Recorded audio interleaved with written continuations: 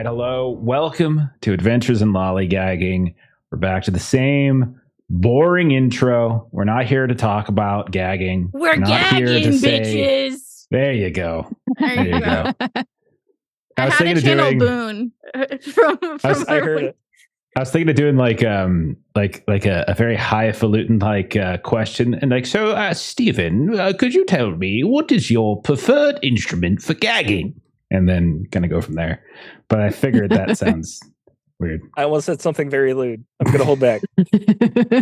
I personally prefer a good spoon. Spoon's an excellent choice. Oh my god, I can't do that. I got into Australia. I got stuck on an Australia accent last night in the Simba room. I could not get out of it. I was just stuck in Australia.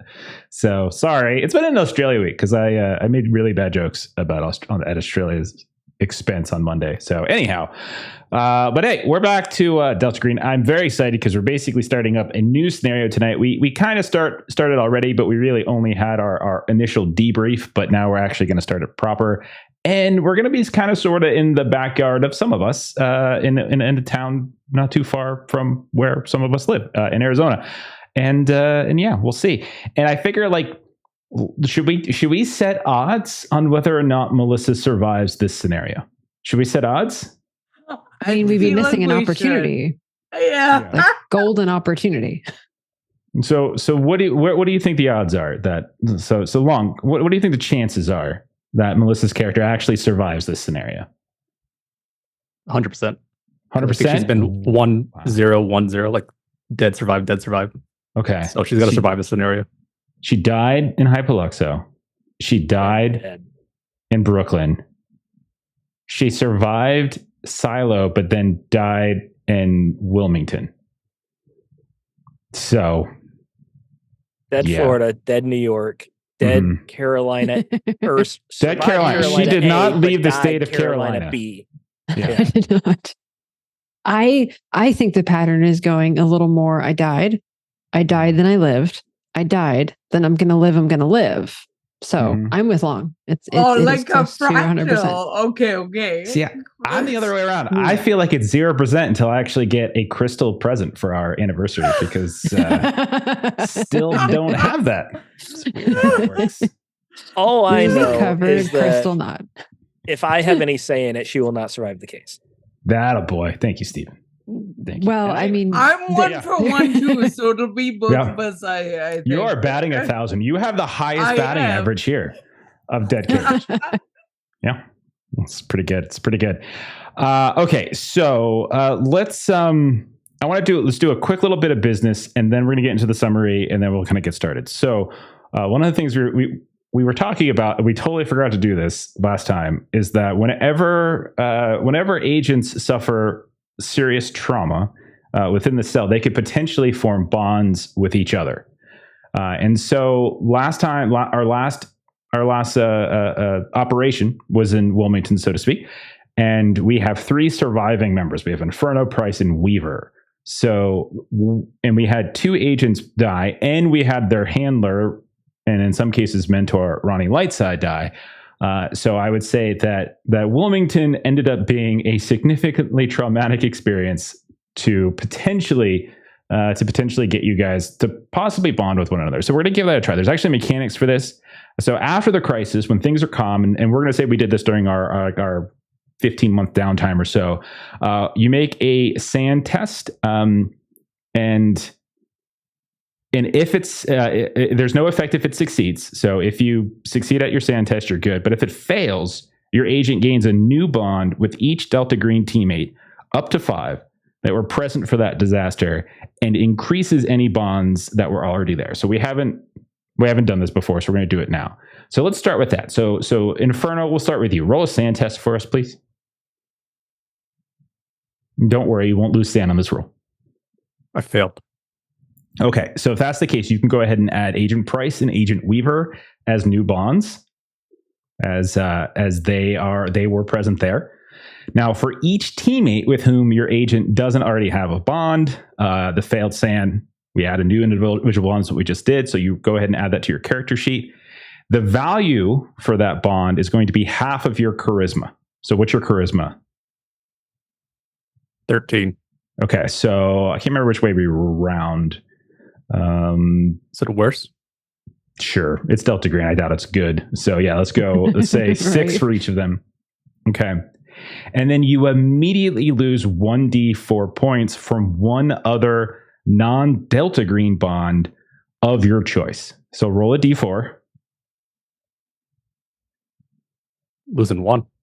And you can pick whichever bond it was that you want to. Probably your family, considering how you. Maybe that's what I would say, because you're going to get them in a little bit of trouble with the IRS here. All right. Okay. Price, same thing. Give us a sand test. All right. Sand test. Oh, I passed. You passed? Okay. So if you passed, there's no effect. You kept it together. You've seen some stuff. You're like 65 years old or something like that. This isn't. I'm sick of bonding with these new agents. Like, they come and go. Yeah. Okay. And then Weaver, your turn.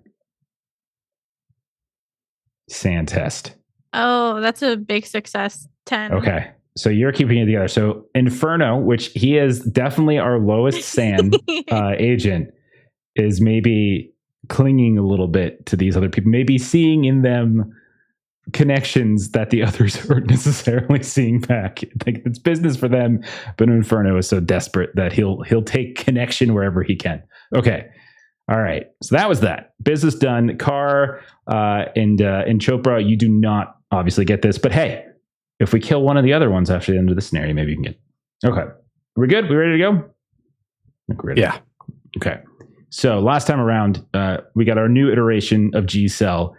You were activated for Operation Windblown. So all of you received flyers in the mail from FedEx for a financial planning seminar that brought you out to Phoenix. Weaver, Price, Inferno, you came back. Chopra and Carr, you joined the team.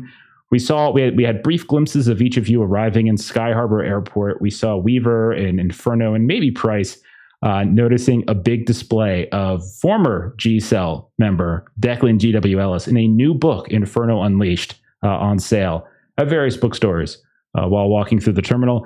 The cell then met up within this unmarked business complex near the airport, and that's where you all met your handler, at least for this operation, Lyda Hall, and she delivered a debrief, and she told you some information. 5 ASU students went missing a week ago.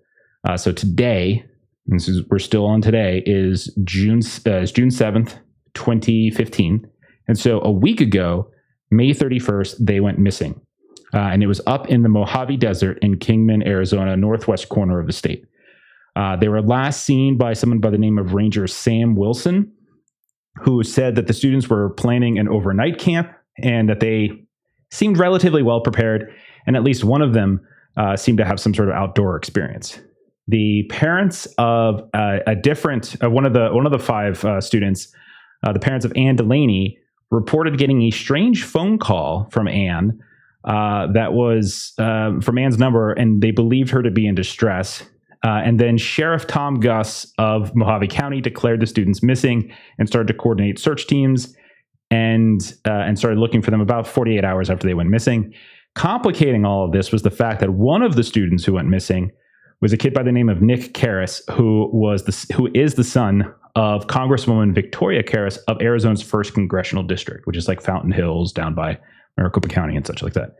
Now, the Sheriff's Department and the Wallapai Nation Police Department, they started organizing these searches together, both ground and air searches of the area that is kind of colloquially known as the Sighing Desert, but they found absolutely no trace whatsoever.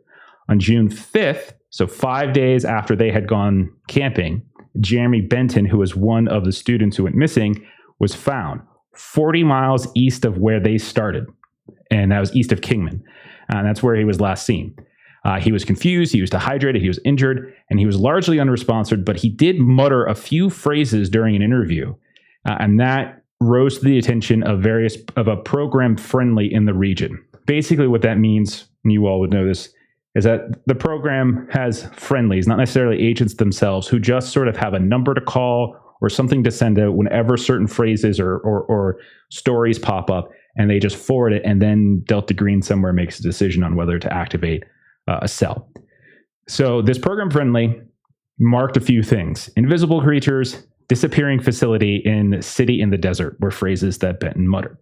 Agent Hall provided you a highly redacted summary of a former operation from almost 50 years ago, from a long time ago, called Operation Quicksand. And that involved apparently the disappearance of a research facility that was assumed to have been constructed by Majestic, which is sort of like the the organizational enemy, so to speak, of deltagreen. There was there's a schism, a split in terms of how they viewed the unnatural. Majestic. This is stuff your characters don't know, by the way. This is just I'm telling you all for context. None of you know this kind of stuff. And that's basically that they tended to deal with like extraterrestrial stuff. So you might be familiar with that from other games and things. So the team that was sent was on the operation was called Echo or E-Cell, and they either died or they were never found. In 2011, the program learned that March Technologies, which is very much like the inheritor in some ways of Majestic after they fell apart in the late 90s, that they were intending to construct a research site somewhere in the Sighing Desert and potentially continue Majestic's research. And they got the help of Breckenridge Corporation, which a few of you have had encounters with in North Carolina. And they began surveying the area, but the program managed to leverage some like bureaucratic and governmental resources to delay construction. And that was 4 years ago. Agent Hall then provided you all 3 satellite photos. And if you go in the Discord, you could probably get them if somebody wants to drop them. But there's basically 3 satellite photos of a section of the Sighing Desert. And the first was from May 29th, 2 days before the disappearance of these kids. And it showed an empty desert. The second was from June 3rd, a few days after they had disappeared and after the coordinated search to find these kids. And it showed a sprawling research facility that matched the known descriptions of the 1970 Majestic compound. And then the third photo was from literally yesterday, June 6th, which once again showed empty desert. And so then Operation Windblown's primary objective is to determine the existence of this disappearing facility, to ascertain if its purpose, as it was suspected in 1970, involves the manipulation or the utilization of unnatural components, unnatural elements, and then to cease such endeavors by all appropriate measures. So you all are going to Kingman, Arizona, with FBI covers in place, and you're being sent to assist the agencies that are already working to discover the missing hikers, but also to perform what they called supplementary investigation into the circumstances surrounding the disappearances of the hikers. That is like your cover story. Okay? We ready to go? There's a big, long, there's a lot of info. So that's what we're doing. Were you talking? I wasn't paying attention. Because you were posting pictures in the Discord. Thank you. I'm sorry, amateur. Have a good night, everybody. We'll see you all next time. Let's see. Okay.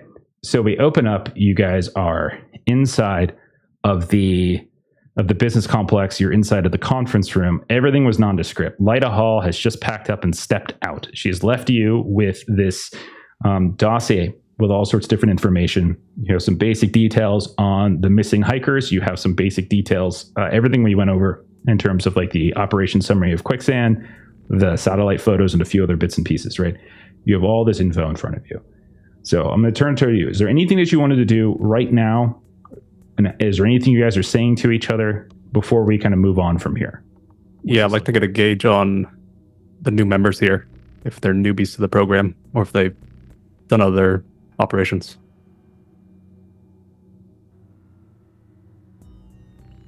Go ahead. Sorry, I was waiting for Melissa. I'm not a newbie. I've been around for quite a while. Yeah, a couple of years. It's quite a while. Couple of years, yeah. Several years. This is not my first rodeo. I take it the 3 of you have worked together? A couple times, yeah. Makes things easier. Let's get a move to Kingman. So- Yes. Right as Inferno says that, maybe he goes to get up and he's got his back. There's that there's that long wall on one side that looks out over the parking lot. And right as he says that and he stands up, you guys hear a thump against the wall. What do you do? I go look for a dead bird. You walk up and you get within 2 steps and you hear thump, and you see as a bird comes flying in at full speed and crashes right into the window in front of you. And as you're looking down, you see on the sidewalk there are 2 birds.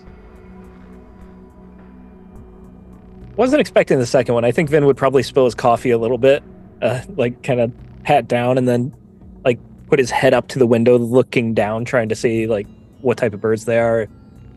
Okay, so as you look down and you're trying to get a sense of them and your head's kind of tilted downward, you guys all hear a thump as a 3rd bird smashes right into the window, right where Agent Price's head is looking down. Agent Price, you go kind of maybe stumble back a touch. But what is it with this building? Birds flying into it left and right. So as Price is looking down at the birds, Joper's actually walking through the window and she's like looking up to see like where they're coming from.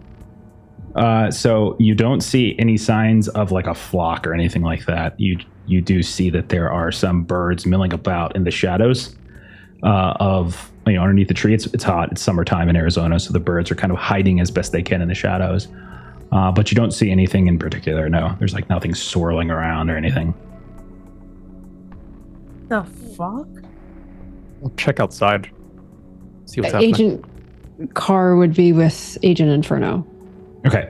Inferno, Carr, you go back out. You come back through that empty business office. Remember that there was no one there. Lyda Hall is the only person. And although it was set up to make it look like an office with desks and filing cabinets and such, there's no one working here. And you pass by and it's empty as can be. And she's gone.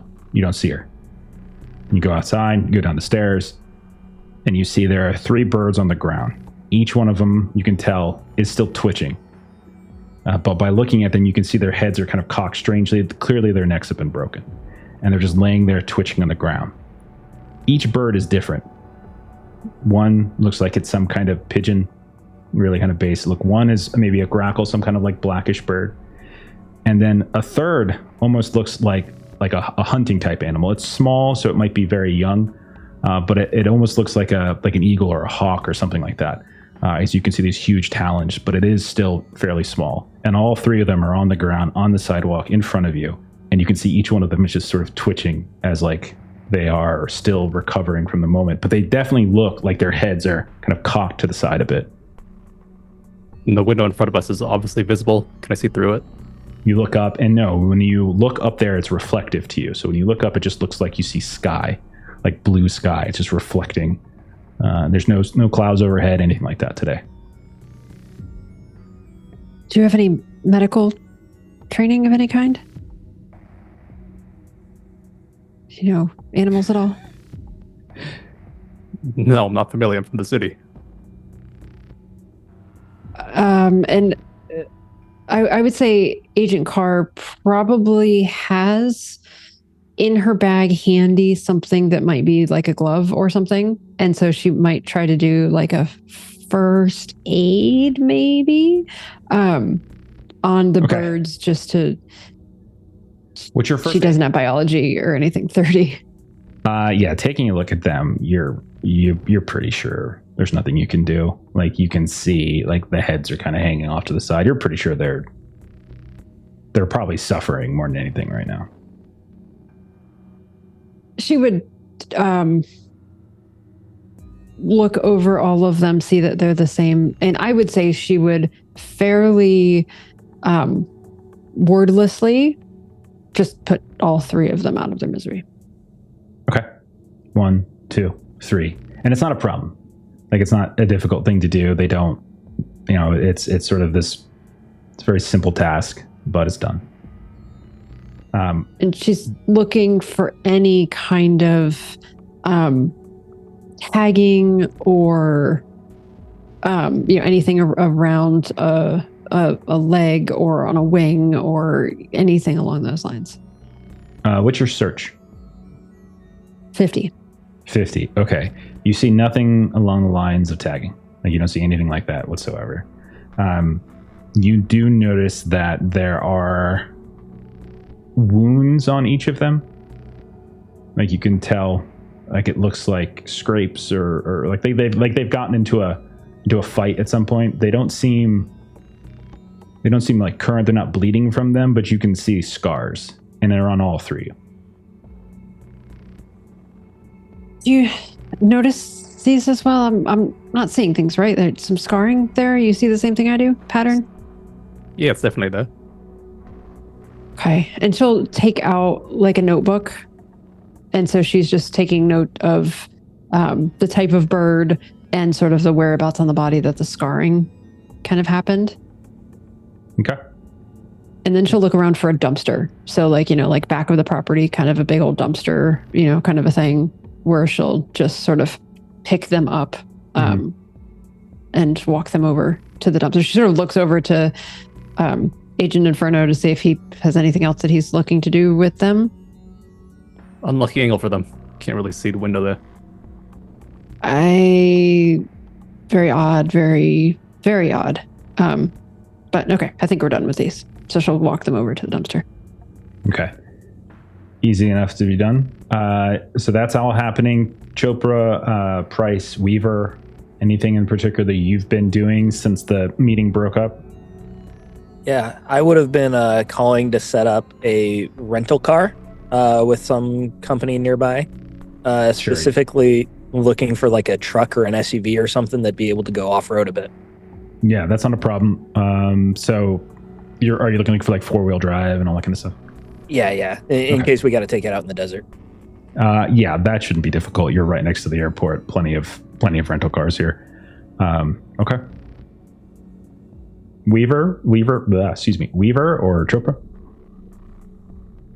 I'm doing something fairly similar, actually, finding out how I can kind of get the sedan that I've rented or whatever returned, and told Agent Price that I'll drive. So, whatever we get, I'll drive. Okay. Price doesn't have a problem with that. That means he gets to kick back. Nice. So glossing over the whole process, it's just rental cars. This is not complicated. So there's nothing particularly is, I guess, what I meant to say. So Weaver, was there anything you wanted to do before we kind of start moving forward? Nothing too intense. Like as they're all doing whatever, she's just kind of flipping through the book that she picked up. Looking into that a little bit more. Okay. I think I gave you the back theme, right? Blaze Turner. Who is Blaze Turner? Is he a hero, a fugitive, a ghost? Does this sound familiar? Why are rival gangs hell-bent? Why are rival gangs hell-bent on hunting him down? Why is Baltimore's criminal underworld willing to set the entire neighborhood on fire just to smoke him out? Blaze Turner doesn't know why he's become the prime target, but while trapped in a rundown tenement building, he discovers an even greater threat, darker, older, and one that bullets can't stop. And you start flipping through, and I'll tell you this. Do you have psychology? I didn't mean to click Stan. I do psychotherapy. No, I think it's psychology. Hang on. Different game. I'll take psychotherapy, I guess. I was going to say in Call of Cthulhu. Human. I'm sorry. Human. Psychology. Psychology is Call of Cthulhu. Yeah, human is what I'm looking for. Sorry. You can roll a human. Roll a human, and I'll tell you what. Take a plus 10 for it. Okay. As you did know Declan a little bit. Okay, I'm gonna with the plus 10. I'm looking for a 44. Okay. I got a 29. Okay, you're flipping through it, and would you say that Weaver has kept up with Declan's writing over the past few years since you've last seen him in Brooklyn? Because you guys have not seen him since Brooklyn. Yeah, considering she kept the phone, and she kind of figured that that was Declan. She would keep up with his novels. Okay. I'll tell you this. You have noticed a shift in the writing style. Not just subject matter. Obviously, the subject matter is much more popular. He struck you as more of a kind of erudite kind of guy, but this type of stuff that he's been writing more recently, and it could just be because he's found commercial success. Again, that could be it. But this whole like Storm Surge series has definitely been a movement away from kind of this academic, in-depth look to it and more popular. But this book, even more than those in the past, you definitely get the sense that there's something very different about the style of writing, not just the subject matter. Because this is still a Storm Surge book, but it certainly feels off. Gotcha. Like in the sense of like maybe it doesn't even feel like Declan actually wrote it. Could be. At the same time, like people like James Patterson, for instance, like sometimes they get ghostwriters, they get staff to write for them, or they champion it. So it's not like necessarily an incredibly uncommon thing to happen in the type of writing that Declan has been doing. But you certainly can tell a difference in the language of this one versus the language of the previous books that you flipped through. Gotcha. Okay. So, as you all pile in, take the dossier from Lyda Hall, and then you hop into your cars. Are we taking 2? Are we taking 1? Are we taking 3? What does it look Who like? came here with the car? Car and Weaver, I think. Actually, Weaver. No, Chopra did too. Chopra did too, I think. Weaver did not. Yeah. So it was car. It was the newbies. So it was okay. yeah. Let's take 2. I'll drive 1. Okay. All right. So you've got Chopra in 1 with Price. I know for sure. You got Inferno in another. Car, Weaver. What cars do you go into? You got If Inferno's driving, Car will ride along. Okay. Yeah. So then Blair will hop into the one that Chopra's in. Okay. So the 2 cars start driving northward. And it's again, and you're probably driving at fairly high speed. Normally it would be like a 5-hour drive, but you're probably gonna push it. You do have official badges, and so you're probably pushing a little bit further. And at the time of day you're driving, there's probably not as much traffic as say like on a holiday weekend heading northward. So you're probably making relatively good time. Now, there's not a great deal that you can do while you're driving. But is there anything that anyone who isn't driving, so we know that Inferno and Chopra are actually doing the driving, but the 3 of you that are passengers, is there anything in particular that you're trying to do with the limited ability that you have while being passengers in the car? I would say Car would be trying to get to know Inferno a little bit. So just kind of trying to just chat up a little bit just about like, you West Coaster, East Coaster? Yeah, I'm from Jersey. Jersey. Got it. Any time spent out west? No, first time around this area. I work a lot in New Mexico, Vegas area. So I'm a little what kind of more work? familiar with the West. This, I'll just say, and she kind of holds up the badge that Lyda gave us, and she'll just kind of like eye sort of the fake badge, and she'll say, I'll just say that this is a very good duplicate here. FBI. Everybody's FBI these days. There are skill sets that make us good for this work that we do, and so kind of just doing a little bit of small talk, since she very clearly is kind of behind the 8 ball with this group, and kind of wants us to be a well-functioning cell. Small talk, immediately giving information about real lives. Excellent. Off on a great start. Okay. Anything else? Does anybody else had anything they were going to try to do while driving? Weaver is she's got her phone out and she's just kind of Googling for information of the area, like what's public knowledge, what's maybe the trails that these kids were hiking on, some maps and stuff of like the path that they may have been going. Right.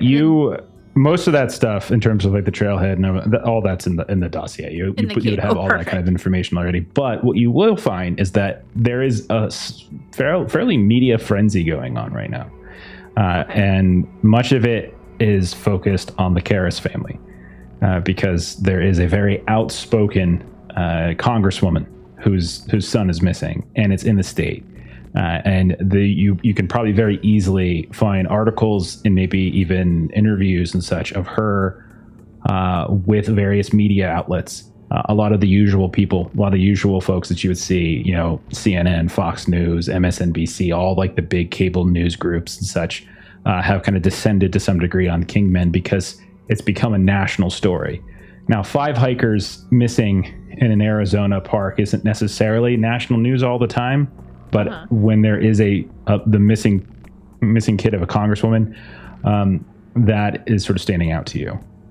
So you're seeing a ton of that, and so definitely all of this notion about them having disappeared, one survivor has been found. All of that's well known. There's no information that you can see about what he said, like those keywords. That's not popping up on any news sites anywhere. But the fact that they did find him is there.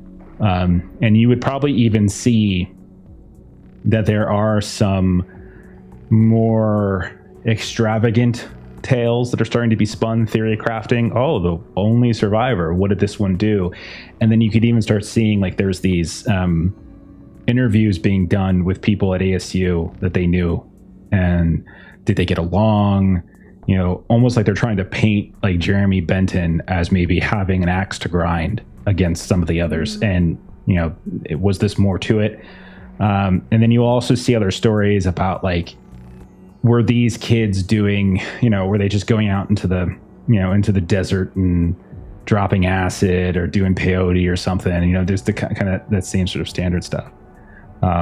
So all of that easily pops up on news feeds. Okay, and so as she's kind of going over this, she's kind of giving Chopra and if Vin is in this car a warning that there is like a total media frenzy still going on right now. This has become national news. So when we're out of the car, make sure we're as professional as can be out the get-go. And she'll even text this to Inferno because I don't know if she swapped numbers yet with Car.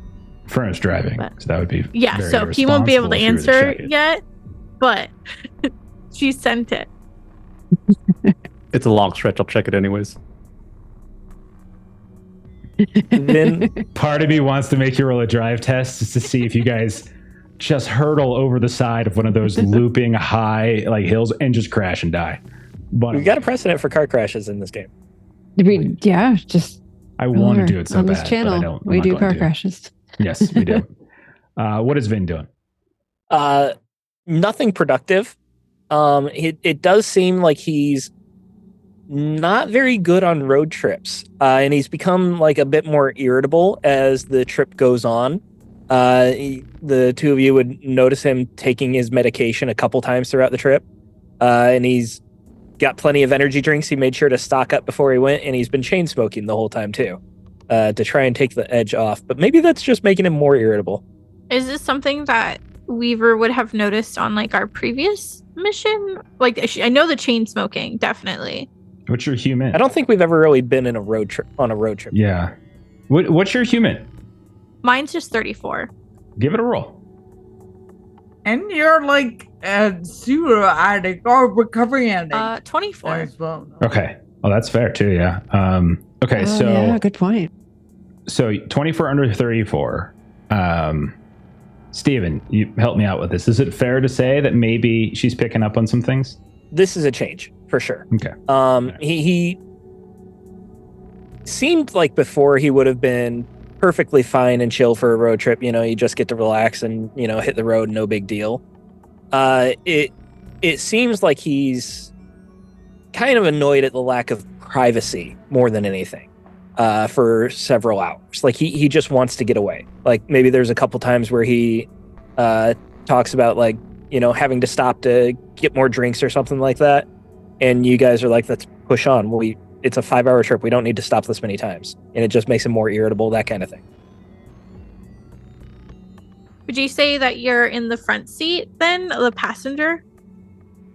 Yeah, that's fine. Or backseat. It wouldn't matter to him. Gotcha. Yeah, I don't know if Weaver definitely doesn't push then, but she just kind of file this away. And she might even kind of dismiss it as like a consequence of our last mission together. Yeah, because you would have seen him pick up smoking and the energy drinks then as well. So like that is a big like focus for him, like the oral fixation. Yeah, she did know that you knew, Frank Ryder previously. And then you also knew the Penny's boat and all of that stuff. Wow. Did you just forget Maitrey's last character's name? A little bit. Maitrey had another character? Agent Ray just already gone. Wow. Wow. This is an Ashley mistake, not an Agent Weaver mistake. Oh, I know. I really wanted to point out that though. Yeah. Okay. So we'll say both vehicles progress, no issues along the way. You make good time. Eventually you find yourselves in the Kingman area. Now again, Kingman. And I would Yeah, go ahead. And if it's okay, if it's possible, I think Agent Carr would want to attempt to call ahead to the sheriff to give him a heads up that we're FBI agents on our way, and we just wanted to give him a heads up that we're on the road and we're looking to spend some time with him. Okay. So whether or not that's possible, I may try to call the station and not reach him, and that may be fine. But she's trying to do kind of a professional courtesy, kind of a heads up. So you're more than well, like you can call his office. You'll probably not get him as he is conducting a search. There's a congresswoman's kids missing. And like Kingman is not Phoenix. Kingman at this time had like maybe 17,000 folks. It's a not the biggest of towns, right? It's a kind of a, it's a pass-through town in some ways to Vegas and such. But sure. It's not it doesn't have the resources necessarily like Phoenix does. And like if anyone is looking for news stories, you're definitely seeing an image of like a dude in his early 40s, cowboy hat on, as you might expect, mustache. And he definitely looks like a guy who is not used to having this kind of attention. And when you call the office, you'll get like, a deputy, an assistant or something like that. And you notify them of your intention, FBI out of the Phoenix office, coming to Kingman, specifically looking for a sit down with the sheriff. And so they'll ask, like if there's do you have an ETA, which you can provide, no problem. But also, is there a specific sort of subject, like, or is there something that merits an FBI team coming? Yes, this is connected to the disappearances and sort of additional investigations surrounding that. That's not an answer. You basically just repeat what the deputy person just said. So it's like what about it? Like they obviously know it's about the disappearances, but like there's an FBI team coming up from Phoenix to suddenly lend aid. Like what is this about? Why is this a necessary thing? Yes, I think that'll be something that we'll discuss upon our arrival. Okay. Make a persuasive test. Okay. I have persuade of 80, so let's see how this roll goes. Okay. I would normally give it to you for free, but that was not the greatest excuses you gave them. So yeah, she was kind of trying to go with the we'll not have too many interactions with too many people. It's a 70 under 80. Okay, so you get a very curt well, we have a significant amount of ground to cover, and we have complicating factors. We'll see if we can find some time for the sheriff to meet with you and come to the office when you have when you're available, when you're in town. We'll see what we can do. If not the sheriff, then one of the deputies can debrief you on what's been found. And we'll say like some technicals of like who, your supervising officer and stuff like that. So your agent in charge and everything. So like you can give them Lightahall's information and such to verify. Right. Okay. Yep. Okay. So then, if that said, you guys eventually make it to Kingman. It's middle of the afternoon. It's about 40 hours at this point since the reappearance of Jeremy Benton. And when you guys start driving up, the area surrounding is just expansive desert, kind of stretching this way, that. You can see some mountains and such here and there as well. And you can see that there are these like canyons left and right. You can see rock formations as you're passing by. You see the historic Route 66 and such, railways and stuff here and there passing by that you periodically have to kind of stop for. You know that in terms of like weather, it's extremely, extremely hot. Like it is pushing is like 100-degree plus.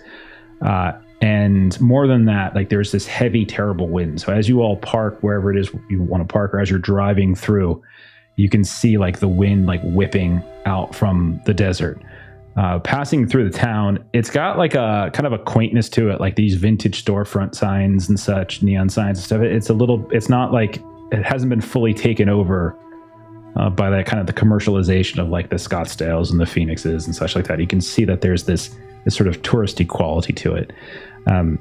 And you can tell that there's ample traffic, probably more than you would expect. And as you're pulling through the town proper, you can see more than one news store. You can see these little sections where they've been set up. Some of them are local news stations. Some of them look to be out of Vegas. Some of them look to be out of Phoenix. You can see some national news. You see like a CNN. You see like a Fox News, etc. All these types of things around.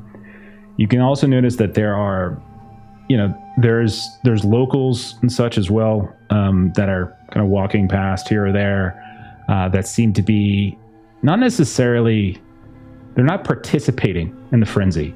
Like you can definitely see that there's a distinction in some of the population. Some people are like kind of staying away from it, but it's making your travel going kind of downtown looking for the sheriff's office, etc., a little bit more difficult than you want it to be. So as you arrive, what is everyone's order of business? It's middle of the afternoon. It's 40 hours since Jeremy Benton was found. It has been a week since the hikers went missing, and you're rolling through town right now. What are you guys doing? My first stop would be at either like a camping or hunting store. Okay. Sure. So you would pass, as you're driving past, maybe on the highway, there were a series of like these billboards along the way that kind of reference the various outdoor things you can do around Kingman, like this trailhead, that trailhead, this tourist center, that tourist center, etc. And you also notice that there are there's numbers of advertisements for a place called Desert Sojourns Outfitters, and it seems to be like the local outfitting company here, like the mom and pop like REI, so to speak. Make a quick stop here. Okay. Yeah, Chopper's idea was the same, so happy to make that same stop. So we'll say then, both vehicles. This is not necessarily by the sheriff's office. This is not necessarily by that media frenzy. Maybe you pass by, but you find a department store. In terms of its size, it's probably not as big as like a standing Walmart or anything like that. It's not as big as like a Cabela's, but it's more like a small REI kind of deal. And you can see that the signage is all the signage in here is very vintage, very kind of old style. And you can just see like this landscape of like a purple sunset, a couple kind of red brown mountains, and a saguaro or two or something like that. And when you head inside, you do notice that the shelves are a little bit bare. As you can tell that there are lots of things in here that apparently have been taken or purchased before, but it doesn't mean that there's not plenty of inventory. You can see behind the counter is a man in probably his 60s or so. Sunburned face, like grizzled leather, just absolutely worn. You can see a scraggly kind of white whiskers, not beard, but whiskers here and there. And you can see a tightly bound and braided long gray ponytail coming out the back. He is dressed in definitely outdoorsy gear. He's certainly wearing his own gear, and he almost has like a fly fisherman's vest on. And he is behind the counter. You hear a television, and you can see this little black and white television sitting on the counter, like something out of the 1970s. And he's just watching it. And it seems to be a local news station that's going over much of what you already know. And when you all come in, he looks up. Well, hello there. What can I do you for? Afternoon, fella. We're just looking for some camping supplies. Camping supplies. Are you joining the search group, or you actually going camping? Because there's been some, if you're out of town, there's been some trouble of late. If you're looking for peace and quiet and serenity now, might not be the best of time for it. We've heard all about it. Actually coming down from I Phoenix. haven't. What's going on?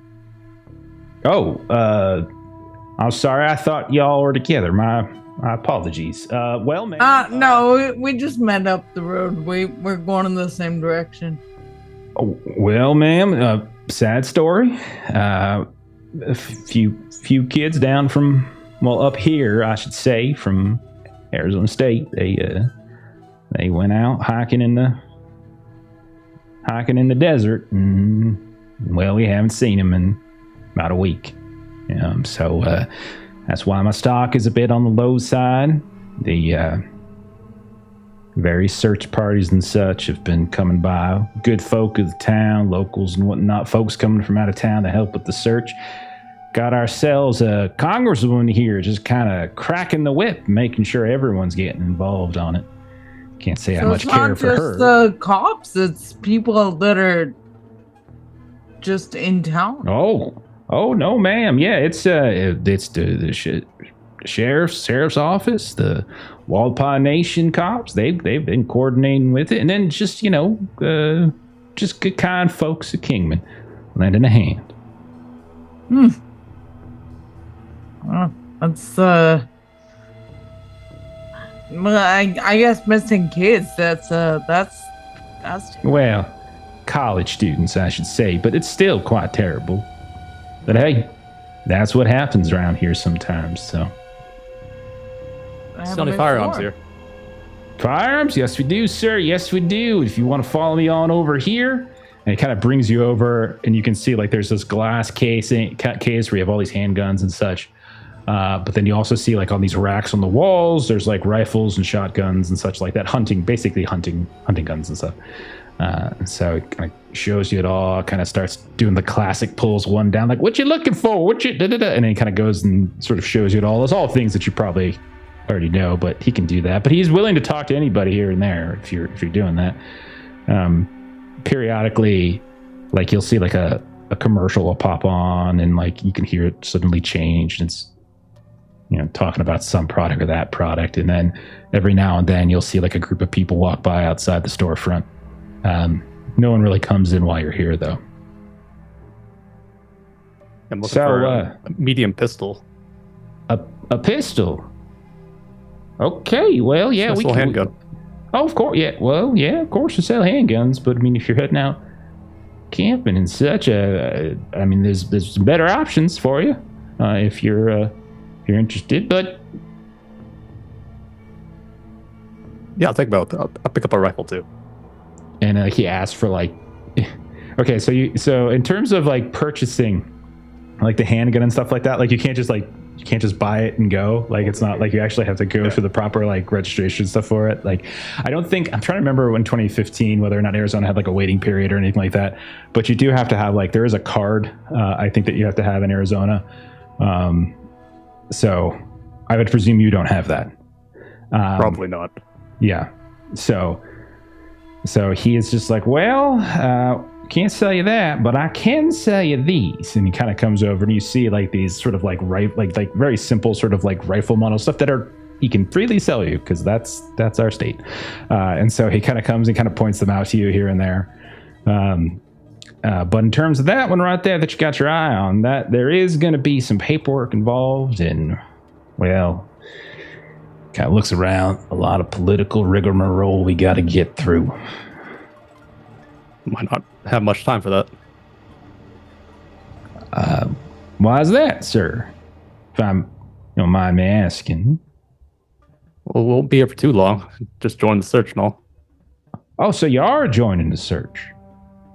Yeah, me and my partner here. Which? I thought Sorry. you two weren't together. No, not her. No, he and I came together there. They'd pulled up next to us. Well, I must say, I am quite confused, but any helping hand is a helping hand, so I'm more than happy to offer. I'll tell you this, though, it's not guns that you're going to need on the search if you're going to be part of volunteer for a search grid and such, because they're about to do another pass. Truth is no one really expects to find those kids alive anymore. The fact that we found one living at all was a miracle, but they've been gone for a week at this point, and they had enough supplies for only a night. And considering the state of the boy that did make it back, there's no real belief that any of them have quite made it. And really what you're going to need is more good pair of hiking boots and some comfortable socks and such, maybe a pair of binoculars and things. I don't think you're really going to need a gun. That's kind of the exact shit that Chopra has been like walking around picking up, is like she's getting like rope and carabiners and like Sure. like survival stuff, Sun protection. Yeah. I like those hazard blankets and like survival shit. And so she's just like collecting that, and she's a very casual conversation while the kids are talking. I was like, oh yeah, this kind of thing happened to you before? Oh, well, yeah, every so often. Yeah, I mean, every year we gotta usually have at least one or two airlifts out of some of the various canyons. Folk going up, not bringing enough water. Folks going up, getting all high on whatever substances is the choice of the moment. You know, these days, kids popping mushrooms, wandering out looking for Jesus or something. So yeah, it happens every so often. But most times, you know, happy endings to it. You know, you just fly a person on out. One of the rangers goes and fetches the folk and finds them wandering about. No real big thing, but you know, we've had our fair share of tragedies. It's happened. You said the political climate wasn't so great right now. What's happening with that? Oh, you just got the sense that he was he likes his guns.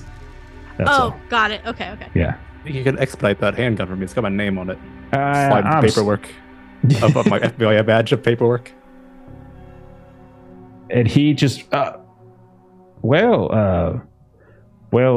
agent, and what does it actually say for your agent name? It should say Agent Inferno. God damn it. You can make up another name. You can at any point make up a desperately hoping. Every time. He looks at Special Agent Inferno? FBI for you. Is like, well, sir, is this some sort of, are you trying to entrap me here? That's what's happening? I didn't sell you the weapon, so if you're trying to entrap me, you failed because I didn't sell it to you. I definitely need this. You can work with me here. Sir, with all due respect, I cannot work with you in that you're a federal agent trying to solicit independent proprietor to commit a crime by selling a firearm to... I'm really not sure what's going on. Don't y'all at the FBI have your own arsenals that you can pull from? These are you. I don't know what this is happening. Those goddamn unions. Is there any way to get this with FBI credentials at all? That's what I'm wondering. Not legitimately, no. Oh, okay. Having the FBI is not going to get you. Yeah. You're not going to get the gun. Like, you're not. This is not going to work. Sir, This isn't to say I'm you sorry can't to have a interrupt gun. This discussion. I just really want to get back on the road. Can I get all of this stuff? And she's Oh, of bought the course. biggest ass knife they have, and also she's gonna buy like 3 hunting rifles, that whatever legally she could walk out of the store with. Enough for all 5 of them. Okay. I said 3, but I meant 5. All right. Talk amongst yourselves. I got to look up some laws, see what you can take. Talk amongst yourselves for a minute. Okay. Cool. Yeah. So I feel like Chupra's like she's done a bunch of like this like middle of bumfuck nowhere stuff. So I think she's definitely a lot more outdoorsy and survivally than my 3 is. I like to picture like Weaver's kind of been like paying attention to the shit you've been picking up and like kind of just following behind you, grabbing similar things. Amazing. She, Yeah, like yeah. No, definitely it's got all- the it's all same pair very, of like, boots as you. Yeah. yeah, like rope and heavy socks and She like looks at when the guy's like paying attention to whatever like Inferno is looking at. She like looks up at Carr and like raises a pair of boots. Like, want? And she'll just kind of get a thumbs up. And I was trying to think if Agent Weaver's like FEMA background at all, like if at any point in sort of like training with that at all, if there might have been some like heat related things, or maybe not necessarily, but I would say Agent Carr might sort of like not quite have figured out what Agent Inferno was going with, and she's sort of like looking at him a little bit. And when like Agent Chopra sort of comes in, she just sort of looks at him and she's like, I've got a backup. If you're not prepared, I've got a backup. Got you covered. You're good. Chopra has decided she is not with you guys. I think we're definitely pretending like we're a group of like 3 and 2. Oh no, Carr was talking to Inferno. Oh, amazing. like taking advantage of the fact that Chopra kind of came in and kind of diverted this store guy, and so she's just saying to Inferno, like, I've got a backup for you. Don't need to worry about the second. Okay. So I got some updates. Good news, you could buy guns in Arizona. It just requires a background check, but that doesn't take very long. I guess my larger question is like, why are we doing this? Because like you guys are deltagreen agents, you probably already have guns. So I wonder. I wasn't sure if I added or not. You live in the United States. At any point in the last year and a half, you could have easily bought a gun. So it's not. I would say it's not the type of thing that I would be just too. assumed I didn't because we just got off a flight, and that might be That's me fair. being Canadian. But like, I just assumed that we were not able to travel with weapons. I said that Vin's one piece of luggage was his Yeah. handgun that he checked. Yeah. So I came prepared. I don't know what you all Chopra are definitely doing, isn't but- because she's not harmed like regularly. So Well, Okay. neither is Vin. Like, my goodness, And- it's I don't believe you, but okay. I would say what Carr said may be true. Like, she is a federal agent, so she probably would travel with possibly a firearm and a backup. So I would say that she would be ready to go. That like she can arm Inferno. Then we would each have one, and then Palmer already has one. So then it would be whatever So else. then I guess it's just for Chopra, Weaver, and Inferno. Would I also be able to say that I didn't actually go with them, and that while they were doing that, I was doing paperwork for the rental car this whole time? You're doing paperwork for the rental car? What does it Well, even like mean? getting the the 4-wheel drive truck that I was talking about? Could we Yeah. say that they dropped me off at the rental place and that's where I've been this whole time? Oh, I was giving you guys credit as having rented that down there. Oh, that's what we were Oh, driving. yeah. I thought Yeah. Chopra Yeah. brought a car. Okay, my bad. Yeah, She was switching it out. I we think, took care of that in for an Phoenix. SUV. Okay. Okay. Yeah, we took care of that in Phoenix. Okay, so from what I'm seeing here is you have to do a background check when you're buying through a commercial licensed dealer, which this would qualify as.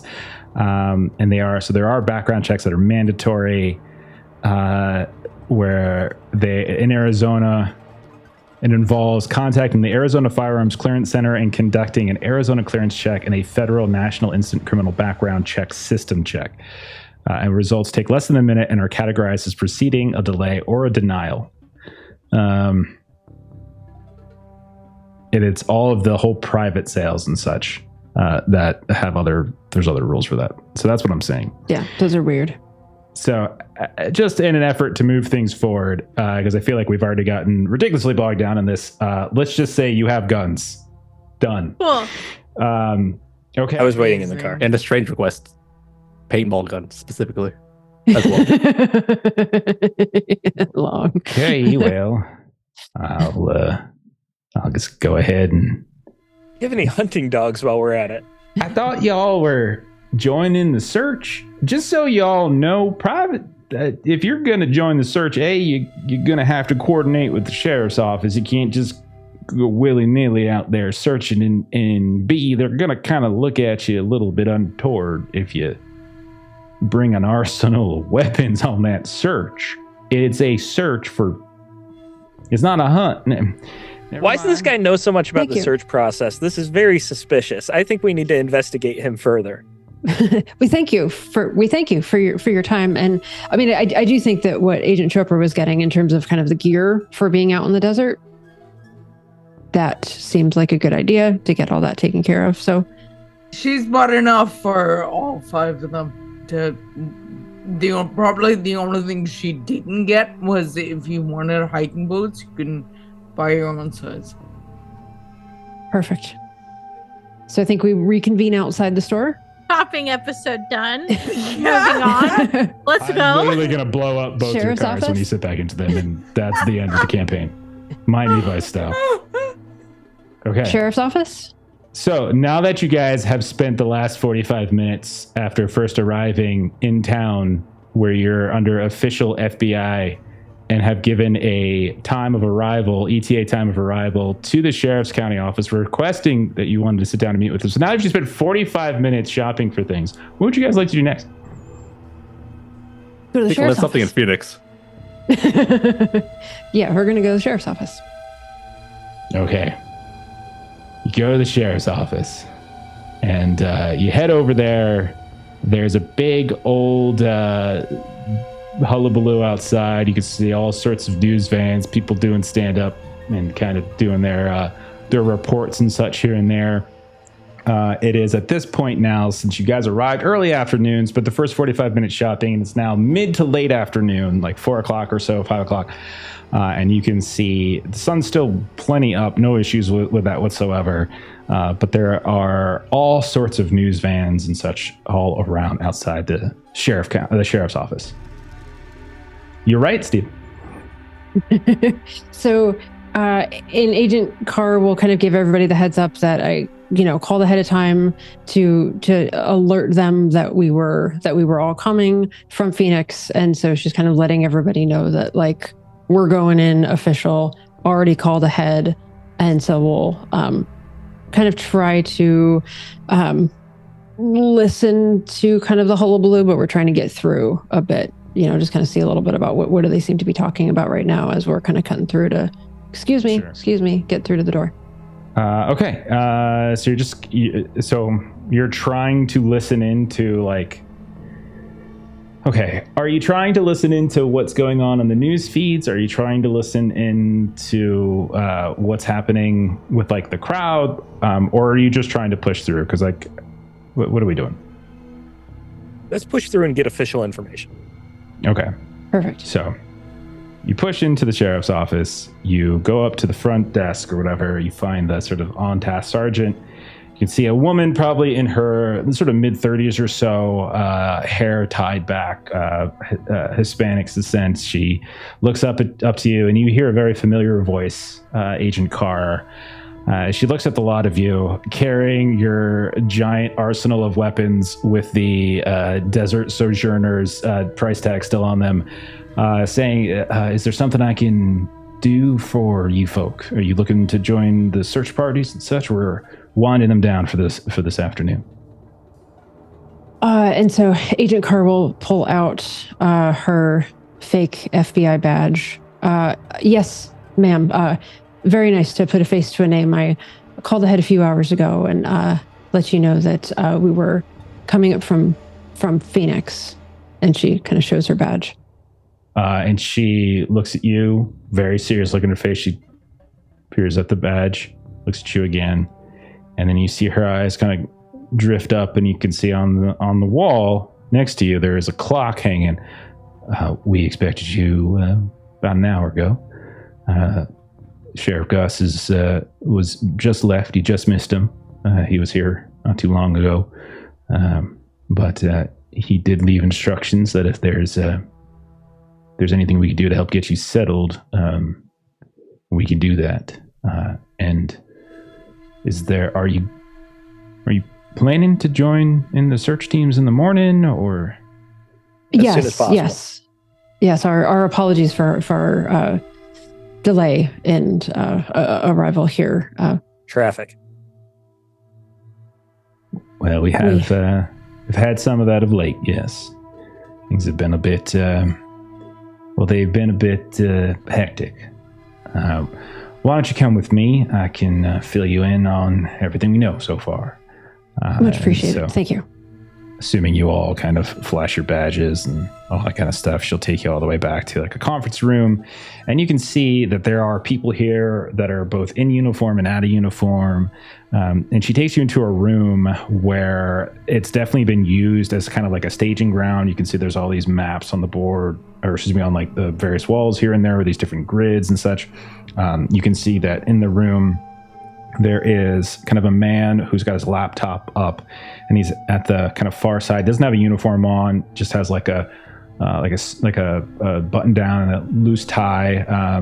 Looks like probably in his 60s or so, African American man, kind of graying white hair, who kind of looks up at this point. And the woman, Dr. Marshall, we've got some federal agents here who are out of Phoenix. They're here to assist.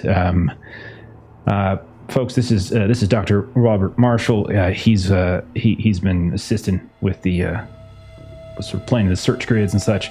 And he gets up and he kind of walks around the table, and he sort of reaches out to you at this point, and he kind of introduces himself, and he kind of tries to shake your hands, like Dr. Marshall. Robert's fine. Robert kind of goes, and he's like, I'm with the Geographic and Ecological Research Institute. We are just lending some help, planning the search, and kind of keeping an eye on places that they're likely to go. And you can see both of them have this very sort of saddened. You can tell like there's morale is kind of low. Is definitely here.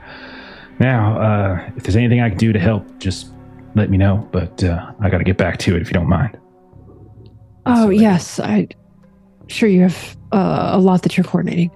And every now and then you hear like a microphone kind of click on, and some voices come, and like Dr. Marshall, and like a search team kind of reporting in, and he kind of hurries over and he grabs it, reports back, and you can see off in the corner of this big conference room, he's just sort of coordinating with various teams and kind of getting updates here and there, and he's just shouting out to them like which way they go. And so the deputy, she introduces herself, Sergeant Lopez, I should say, Sergeant. She kind of points to, and she shows you like the maps of the areas. These are all things that you have seen. You have literally seen everything that she's showing you right now. And then she just looks at you all and she says, I don't mean to be ungrateful, but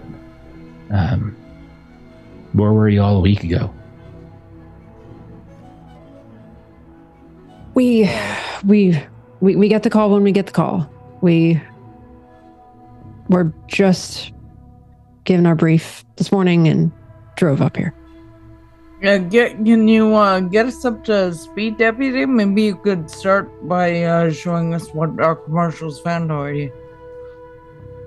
No, he's not found anything. He's just helped us coordinate in the search and being more efficient with our movements, which trails, which routes are safe to travel, which aren't, which are better for aerial, which are better for ground searching.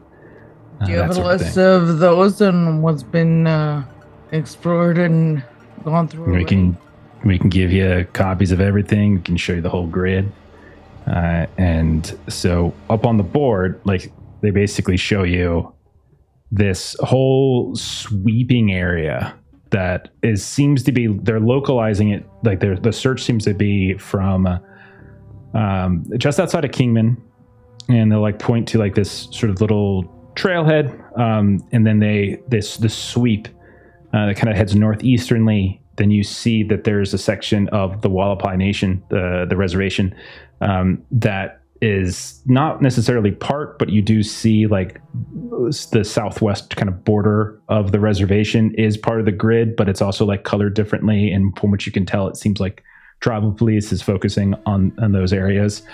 You also see that she kind of points you to a specific locale where they found Jeremy Benton, which looks to be just southwest of the reservation itself. It's about 40 miles east of where he first where they all like were last seen. And so they kind of break through, and they show you all of like the different names of places that you had heard about in your debrief. So like the Grand Walsh Cliffs, Peacock Mountain, all these types of things in these different the grid areas. They have, and she says this sort of shaking her head, we have found outside of Mr. Benton nothing. We have found no signs of any of the students. We have found no signs of camping gear. We have found no signs of tracks. We have found no signs of even a crumpled candy bar wrapper. We found nothing. Holding my finger on where we found one of the missing students and dragging it towards the M12 facility, how far is that? So what you have in terms of where the facility is, you have kind of like the you have like longitude and like based upon the satellite, you have like the actual data where like the latitude and longitude would be. 34 degrees north, 118 west. It's like it is in that big sweeping area. Like you can tell that the further north you're kind of pushing from where they're at, it definitely seems like it gets more wild. But it's in that general direction and that general shape. Now, where they found the kid, however, is like further east, and that sweeping area of the facility is a little bit further north.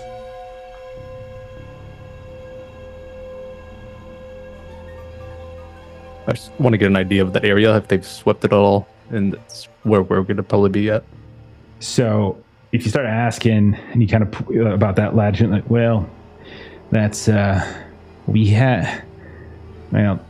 had search crews going off at a certain distance, but the doc over here, he's helped define the search grid and search patterns, and the section that you're talking about is outside of the search grid. It is very unlikely that would be within the radius.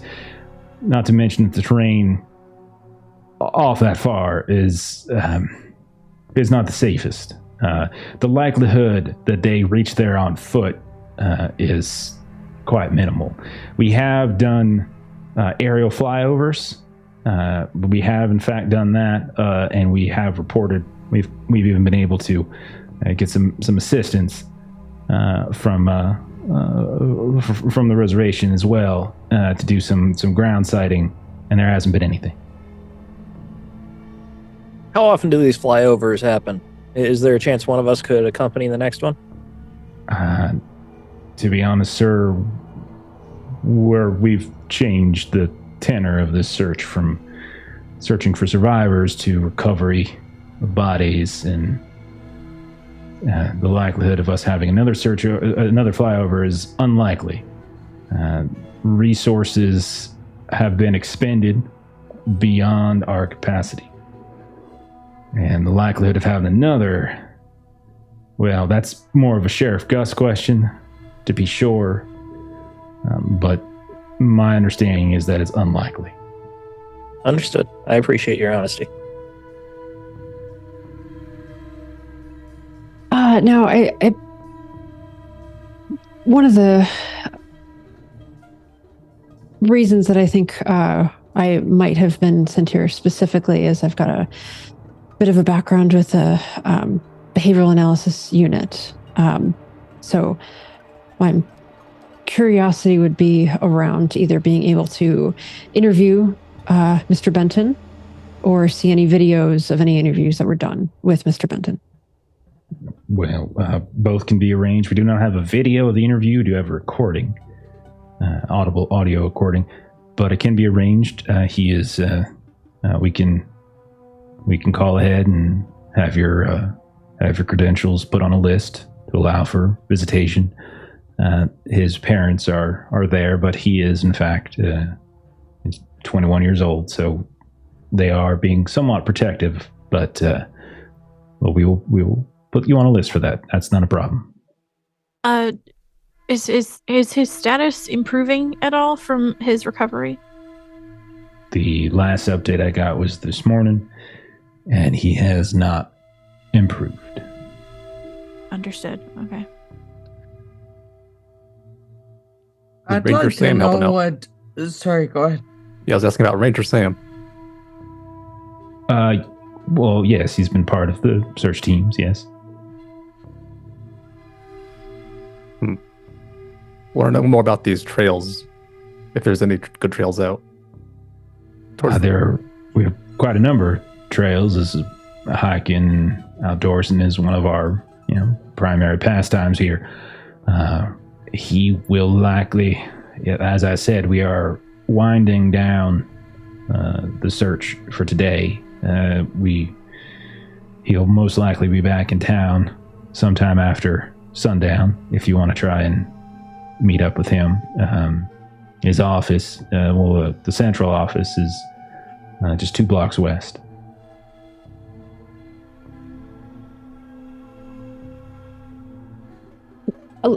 Agent Carr would want to kind of look at the map, because as Agent Inferno was looking at the map, looking at the area, kind of comparing to the photos that we had with where the building was, she would specifically want to be looking at that for any roads, like if it was something that we would be able to, since we had the good idea of kind of getting the 4-wheel vehicle, is that something that if that's not part of the search area, could that be drivable? So the site that you saw the facility on, there isn't a road for at least to that site for at least 20 miles. It's like the closest road.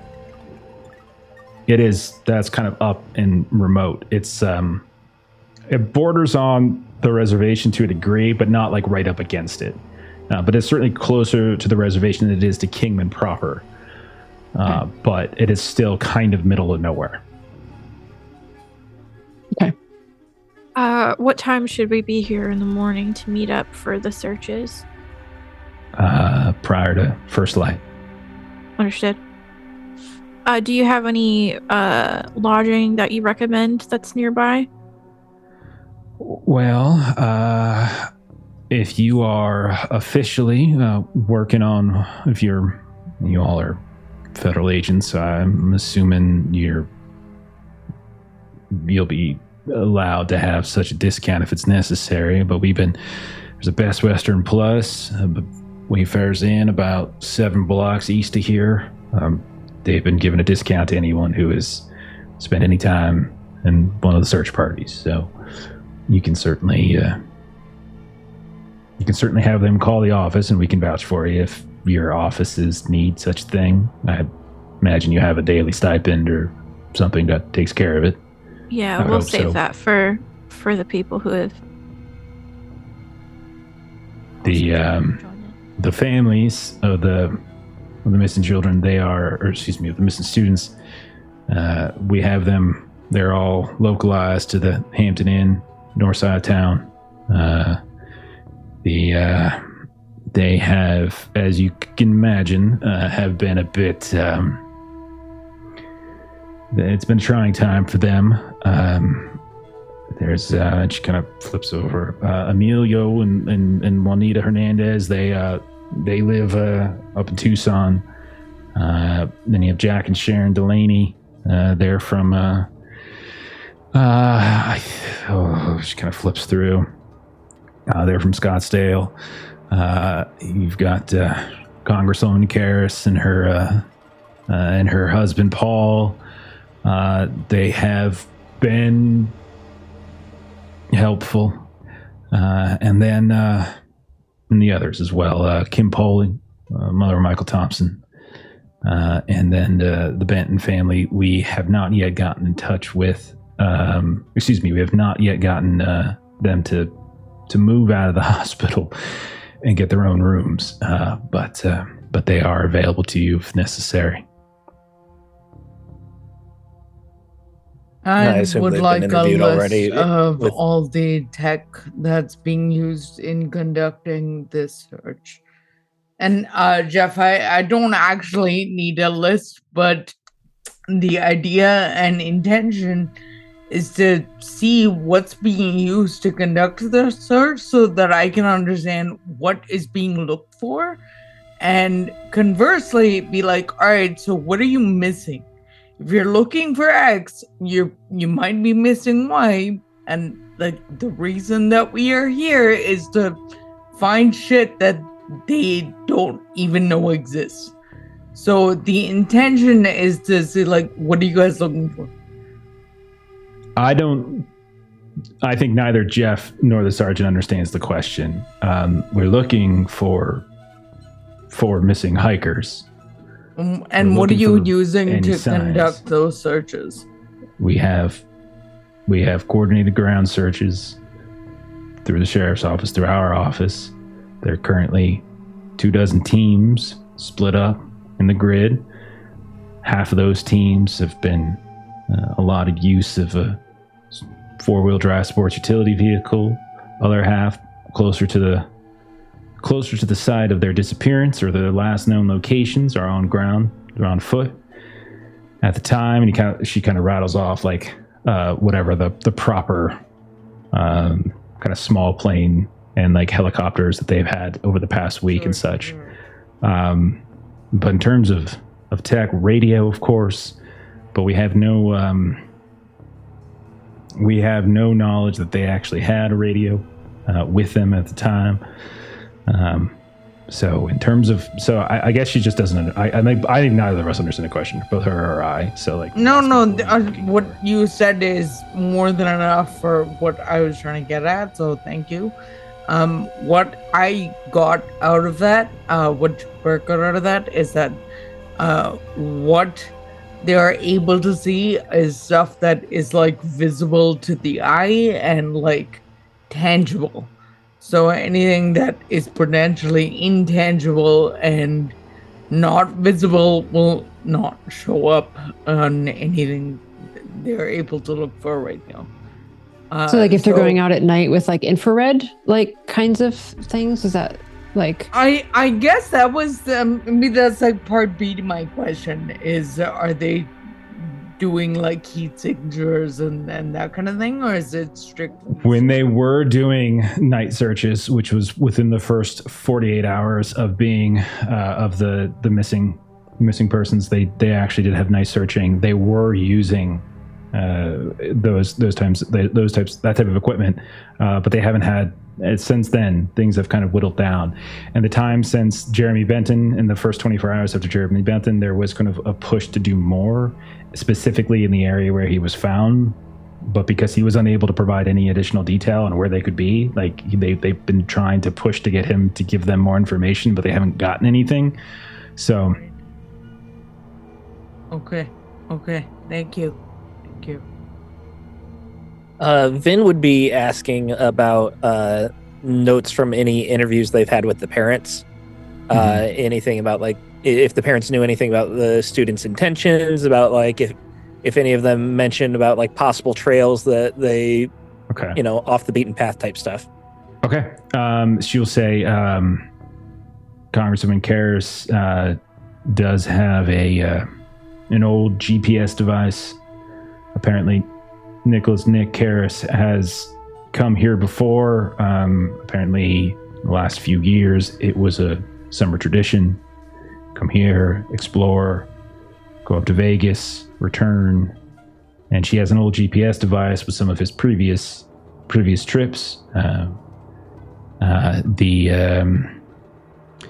The Delaney's, Sharon Delaney, received a phone call at middle of the night, 2:07 a.m., June 2nd.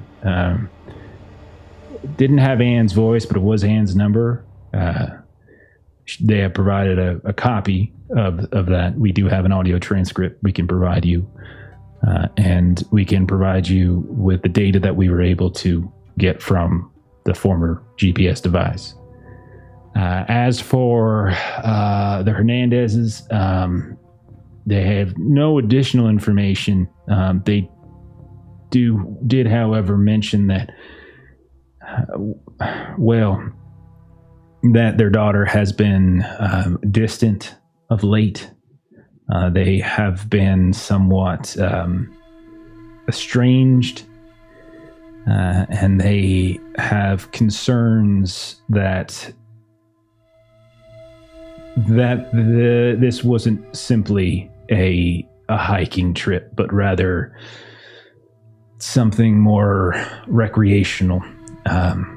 Both Nick Karras and Emily Hernandez and Anne Delaney have all minor charges from their time in Tempe, drug-related. Nothing criminal or nothing that elevates beyond mere possession. But they do worry that they were doing more, and to be fair, that there is a reputation for this area. Of course. You said Karras, he likes to explore. You have previous GPS records of places he's been. Did he have a history of going off the trails? That is hard to say for sure. No is the answer I would most likely provide. His data, however, and she comes over, she's like, Doc, can you punch up on one of these screens? And like the doctor is like, yep, no problem. You hear clickety on one of the screens. You can see pops up. It looks like a map of the area, like around where they went missing, and sort of this like circuitous route. And you can see that there are 4 specific locales that he's kind of marked off. And these are from last year. So this isn't like he's apparently, according to the Congresswoman, for Christmas, this past, like at the end of last year, one of his gifts was a new GPS device. But he's marked one as what he calls the bird. Like these are just his markings, like his notes. One that he called Gal Pals. He says maze, and then he put shrooms. We have not shared this detail with the other parents for fear that it would increase their concern over drug use and such. I can tell you, stressing them out on something we don't know for sure. Of course. Now, I can tell you that of the locations we have had, the ranger, he has confirmed there is a fairly tall outcropping of rock several miles north of where the hikers began their trek. They do represent a hand flipping the middle finger. So it sounds as though Mr. Karras has a bit of sense of humor. There, according to some local hikers, there is another grouping of rock further on that the locals call the Three Sisters. And we have an image of it. Doc, do you have an image of the sisters? And they type, and you see an image pop up on one of the screens. And you can see what looks like a group of 3 rock outcroppings all kind of coming together, and it looks as though like 3 women, like you can tell because of just like the body shape, and they're kind of roughly sitting in a circle. They're not statues, it's just the natural formation of the rock. As for the maze and the shrooms, neither Ranger Wilson nor anyone else seems to be able to place those locales as of yet.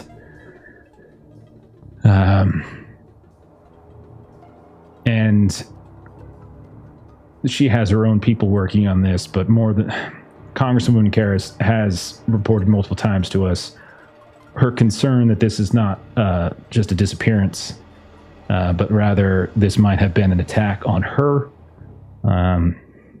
She apparently has received significant death threats over her past 7 months, 6 months of the year. We have found no evidence to suggest that is at all a probable outcome. But she seems very insistent that someone listen to her. In truth, when you called and said that the FBI, I assumed perhaps that was the reason you were coming here. That would have been a decision made above us. We wouldn't have heard about that. It would likely be safe to assume that someone like a congresswoman could make some phone calls and get some individuals like ourselves here. As my colleague says, that wouldn't be something we would know. She has allowed us access to resources we might otherwise not have had, but at the same time, she has stirred up a bit more of a frenzy than what you would like to have. So it is a little of column A, a little bit of column B. Yeah, to wade through some of that extra on the way in here. I feel very sorry for you that your arrival here was so difficult. Would you say that there is any particular bent of that focus? Any theories that they seem to be espousing? It sounds like the congresswoman sees this as a personal attack on her family. Is there any other You'll theories? have to speak with the congresswoman for more specific information. That is not my area, and it is not not a viable investigative avenue, according to the sheriff.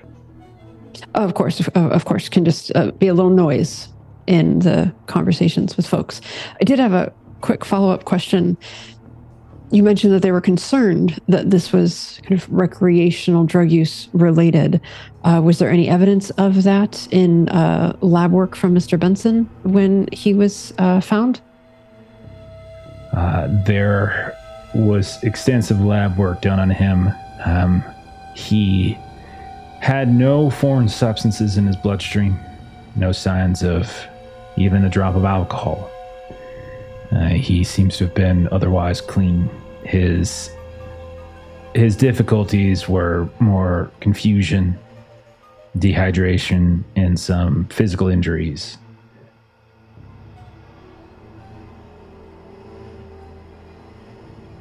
Claw marks, if our briefing was correct?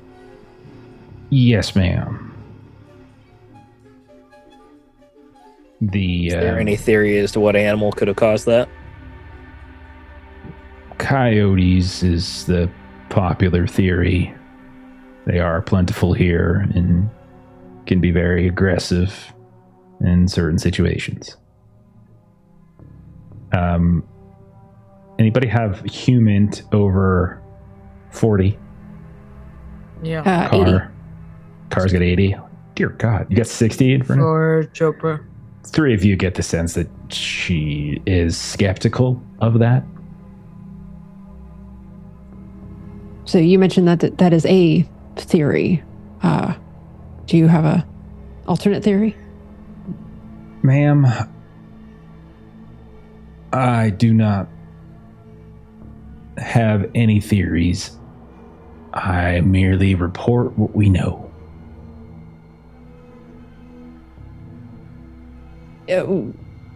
Understood. Sometimes the evidence, though, It gives you reason to question the size of the claw marks or the location or anything like that. Maybe a specific detail that might lead. Ma'am, I am not a forensic examiner.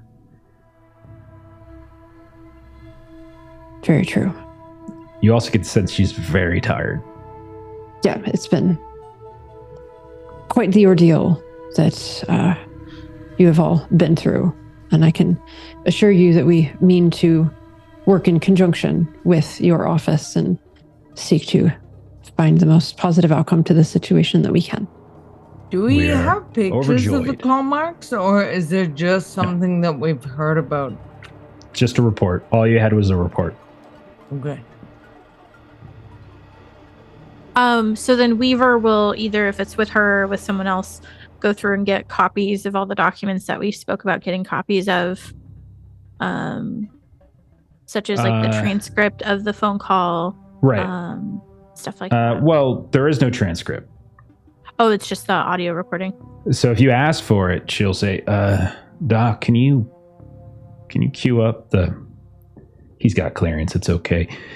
And so you hear him click, and then on one of the screens near you, he brings up like whatever kind of audio software they have. You just see like the little bits come up, and he says the message, as he's kind of going through it before he plays it, is received 2:07 a.m. June 2nd, approximately 20 seconds. It is confirmed from Anne's phone. Anne didn't speak. There's no clear voices. And the sounds themselves are very difficult to discern. But he'll hit a play button once I find my play button. And it sounds like this.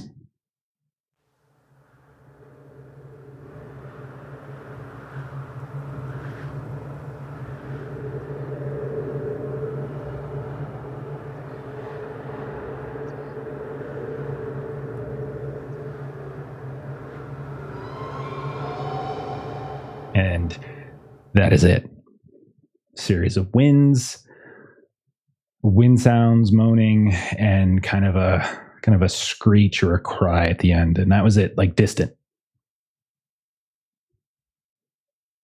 Might we be able to listen to that again? That was of course. fascinating sound. And the man's like, of course, and we can get you a copy of it too. No problem at all. Anything for the FBI, of course.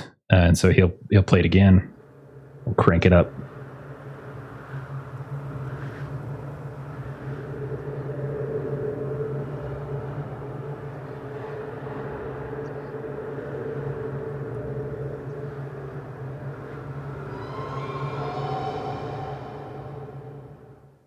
And that was it. Does this invoke any feelings of when we were dealing with like the rock thing? What do you mean dealing with the rock thing? When we had to go through like the what's it called? The ritual to kill whatever was inside the rock. The obelisk maybe is the proper word for it. No, yes. No. Okay. No. It's like the rock thing. Yeah, no. What are you talking about? I was trying to think of the Location. But yeah, he'll make a copy of it for you, and he'll like give you over like a flash drive or something. That's not a problem. You have a cassette we could put this on? Okay, never mind. No. So that's the thing. Like you say he's 45, but then you do stuff like that, right? You know, like that's just not. That's not consistent. And you wonder why we call you an old man. I mean my previous characters, of course. According to your character sheet, it says your age is 65. I'm looking at it right now. You edited. Did I edit? I don't know. Anyhow. Who knows? What do you guys... And we're all just looking at each other kind of with this sound. Like that's... quite the, and this was 2 a.m. that this sound happened. As you can imagine, Miss Delaney was concerned. She brought it to our attention immediately. We have put some of our folks on it. Have not been able to ascertain much of anything. The desert itself is fraught with winds and storms and such, and we've had our fair share over the past week. And it does, the name of the desert itself, the area in which we are searching, Sighing Desert, gets its name from the sounds of the wind as it travels through various crevices and formations and such. The prevailing theory is that is what we're hearing. However, there, as far as we could tell, and you're welcome, I'm assuming the FBI has all manner of equipment that's far more advanced than our meager sheriff's office, but we could not discern any voices or anything like that. Well, this is quite, and you, as you've been searching, and I'm sure I know the answer to this question, but her phone itself has not yet been recovered. So the voicemail was from the parents' phone. We have Mr. Benton had only the clothes on his back, had no items with him, phone or otherwise. And again, he has not provided any information on where his missing friends might be. Well, Sergeant, you've been incredibly helpful. I know this has been a trying week. If there's anything we can do to assist you, we'll be staying out of your hair. But if we can help you, don't be afraid to reach out with anything at all. And I'd make sure that she's got my contact information and all that. Well, if y'all have any fancier audio equipment, I'm more than happy to take some sort of deeper analysis, see if there's anything on the undertrack, something we're not hearing. That would be appreciated. Anything that might give us a clue as to where Ms. Delaney was, at least on June 2nd at 2:07 a.m. Of course, we'll be sending copies back to our tech guys and see what they come up with. Chopper kind of reflexively straightens up a little and that specifically. We'll also ask, we will want to speak with the congresswoman who knows where the other parents are, but we'll want to speak to the congresswoman too, and it's probably best if we go through whatever channels you're using. So how are you in touch with her? If you want to speak with the congresswoman, you can contact the congresswoman. She's made it abundantly clear that she will not be controlled by us, and she will not stick to the talking points that the sheriff's office would prefer her to stick to. So perhaps she would be better suited to listen to the FBI. But as for where she is staying, she is in fact at the same hotel as the rest of the parents, though I think they have her in a suite somewhere for her and her people. All right, thank you. Of course. We do appreciate your time, and Carl will sort of look to the other agents and see if there were other questions. No. We'll see you again before first light. Thank you. She leads you out. The doc says, "Nice to meet y'all." Kind of waves from behind his laptop. And you all, you leave the conference room. Do you leave the entire sheriff's office? What do you guys do? What's next? Chipper wants to listen to that recording with a lot more focus and intention. So much of her job is listening to engines for sounds that should be made or should not be made. So I think that's like what she wants to do immediately because that's the first thing that occurs to her to do. Okay. Yeah. Would Go you ahead, Lisa. say that we could have a Motorola radio and ask them what channel they're on? A Motorola yeah, you can if you want for like to be on. Yeah, you can get that information from the Just so like from the we can doc be who's kept up coordinating. to date, like what Sure. their public kind of thing is going on. Yeah, that's not a Okay. problem. Radio He'll Shack even- still exists? Nice, He'll even nice. hand you one of these big old heavy duty radios that they're using. They need to get charged every night. Give you about 14 hours of juice. All right, and then you guys are in confirms the channel. Make yeah, sure that that's it's on fine. correct before they head out. Okay. What next? So, Chopra, do you have any equipment that you would be doing to help with like a audio analysis, like a forensic audio analysis of this I thing? think she has her laptop with her as a standard, and there is more than likely software on that she got from work. Okay. Excellent. I presume you're probably going to find a base of operations to work first, or are you just going to, because you'd probably not have a very good sort of sound. I would love to go to that Best Western that we talked to because you're absolutely right. Like it's not a dude from the backseat of a car in 20 Right. minutes kind of thing. It's like spend multiple hours and go through every like second kind of thing. Okay, so do we want to say that you guys head over and try to get yourself situated? Yeah, that's fine. That's what I would say. Yeah. Okay. Get our rooms. Who's same people driving? Yeah. For no Chopra. Okay. All right. Both of you roll luck tests. So the Best Western that they're directing people to, on the edge of town. You might have even seen it, kind of coming in. So actually no, because you guys came from the east, so it's on the west. So when you head out there, you can definitely see that there are a number of very heavy duty trucks. Oh, I accidentally turned my sound off, I think. A number of heavy duty trucks, like you can see all manner of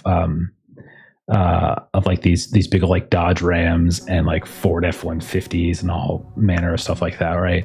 You can see campers and things. Like it's like this big, it almost looks effectively like there's a big old, what's it called? What am I thinking of? Like tailgate kind of going on here and there. Mm-hmm. Joper, you see more than your fair share of like Harleys. Like you could just see it's between Kingman, man. The trucks, the Yeah. lifted trucks, and the Yeah. bikes. Like she is mostly Everywhere. distracted at this point. And so as you're driving over, so how'd you both do? It looks like I got fails. Failed. Okay, Yeah, one of so- them nice. Okay, so 68 over 50 for Luca and 76 over 76 50. for me. Okay, How keeps rolling his van? we'll have to make sure that you've got your. Yeah, because it looks like hang on. Yeah, because you are specifically assigned for some reason to Vin. I think you took hold of Vin. Whoops. So How weird. dare you? Whoopsies. Apologize. It should hopefully work now. but Over we're- men. We're still going to go with the 76, but if you wanted to test it, you can go ahead. Okay. So as you guys are driving, it is, we'll say evening, sun's still up, but it's that kind of magical time where you can kind of see these amazing sunsets. Because one thing that Arizona has are beautiful sunsets. And so off to the west, you can see like these various like sort of different threads of colors, like some lingering blue, oranges, pinks, etc., kind of weaving in and out, and they're creating this sort of tissue paper like concoction above the ridge line to the west of the city. And maybe you guys are talking, thinking, whatever. You're listening to the radio. You're hearing like the breakdown, the return, different teams checking in, doing their head count, how many went out, how many come back in, what was found, all that kind of stuff. All kind of this sort of standard stuff. And I would say those of you, again, with decent human, you can tell like every time the voices come on, they're all kind of distraught.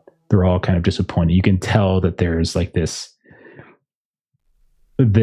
decline when each single group comes back having found nothing. Not just no signs of they haven't not found the hikers, but no signs of it. Nothing to go on. It's at this point that I'm going to say, Chopra, you're out in front. You're driving the first car, and you're like looking around, and maybe you're like you were just saying, your eyes kind of spy this like run of Harleys, and you just see some pretty sweet rides. And then that's when you see something dart into the middle of the road. I need you to roll a drive test. Oh no. That is a success with a 51 under 60. You quickly, like, and you're on the edge of town, and you quickly, like, you kind of cut the wheel slightly, but not too much. You slam, you like ease on the brake as opposed to slam. And then as the car weaves off to the side, Inferno, your vehicle comes, but you can see all this happening, and so you know to slow. And as like Chopra's vehicle goes off-road slightly, like a little bit onto the sidewalk or so, near that Best Western parking lot, Inferno, you see sitting in the middle of the road, and it's a westward-facing road, and above it you can see the sunset and a ridgeline. You can see that there is a coyote standing in the middle of the road, staring directly at you. It's relatively scrawny looking, kind of gray, but also with little tufts of brown fur here and there. And you can see this lolling tongue is hanging down, and it's got this very like sharp nose, and its eyes are just kind of staring right at your vehicle. What do you do, Inferno? Honk it off the road. Like, get out of here. You honk. You can see it just stays there for a minute and just kind of continues to look at you. And then after like the third or fourth honk, you see it just dart away. And you can see it just darts back and kind of runs somewhere in between all the different parked cars and trucks and campers and motorcycles until you kind of lose sight of it. Pull up next to Chorpa. Make sure they're all okay. Okay. Everyone's fine. Man, you passed your drive test. You kind of kept it controlled, but everything's fine. Maybe some of the paper spilled or something like that at best, or at worst, I should say. Otherwise, you're fine. Wait, so as we're all kind of getting out of our vehicles and Agent Carr is like, so I wouldn't have necessarily thought anything was different about a coyote running into the middle of the road here in northern Arizona, but after the birds in Phoenix, 3 different birds, and now What does this have to do with anything? It's just a coyote.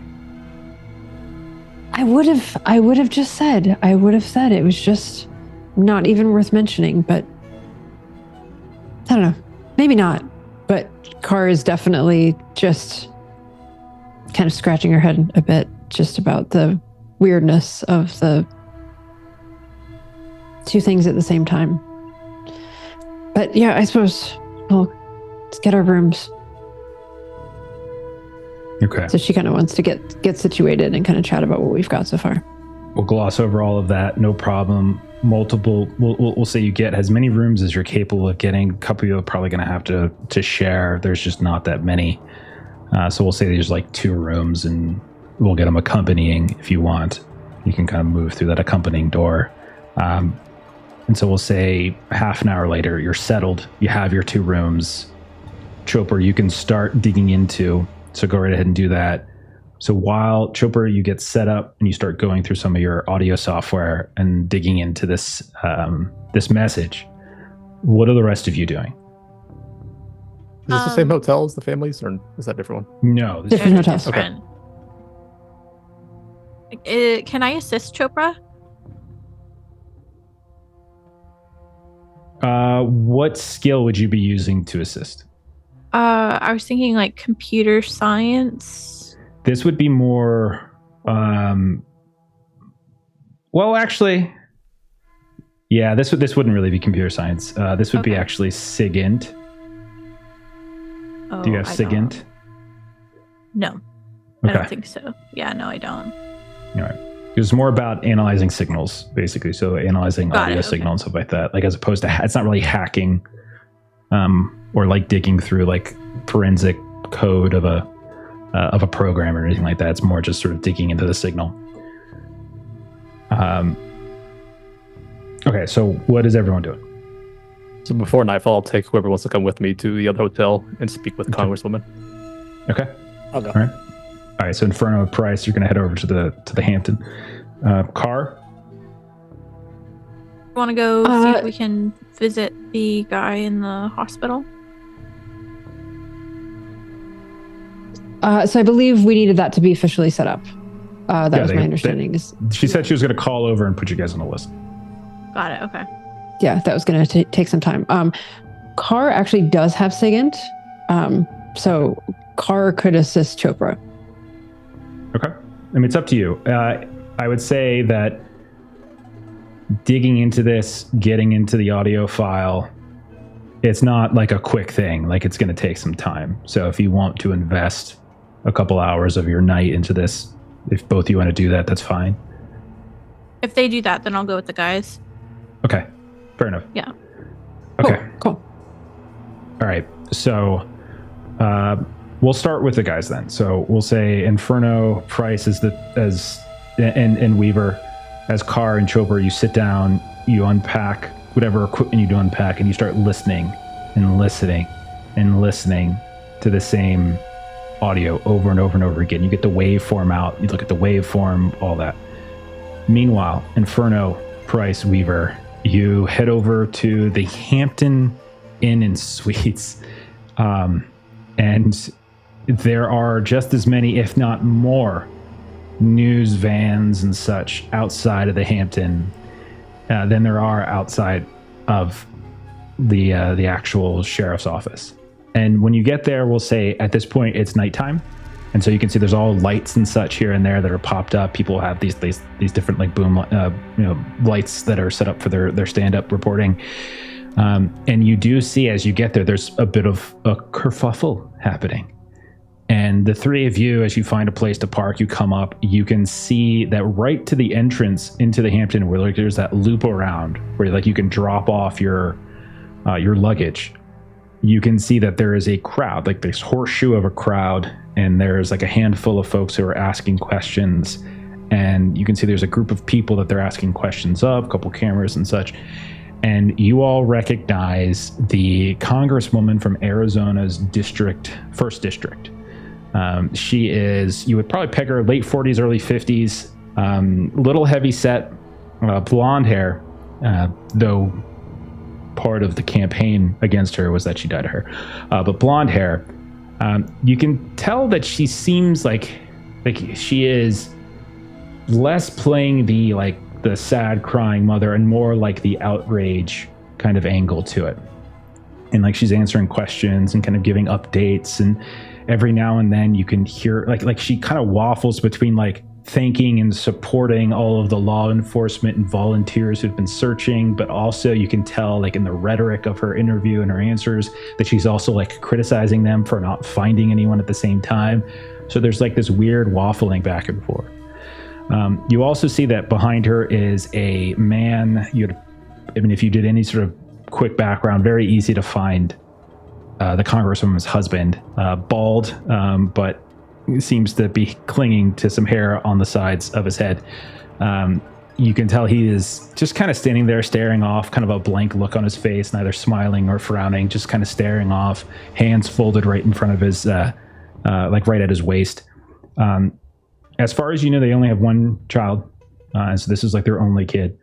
And you can also see that there are some other people, presumably her handlers, like a assistant or something like that. So you listen in for a few minutes, and eventually, like one of her people steps up and kind of no more questions, and like a couple flashes of cameras, and then you watch like the family turn back around and walk into the Hampton. You see the doors open up and they kind of go into the lobby, and none of the media seem to follow inside. Like they can see like people step out and they don't let anyone go any further.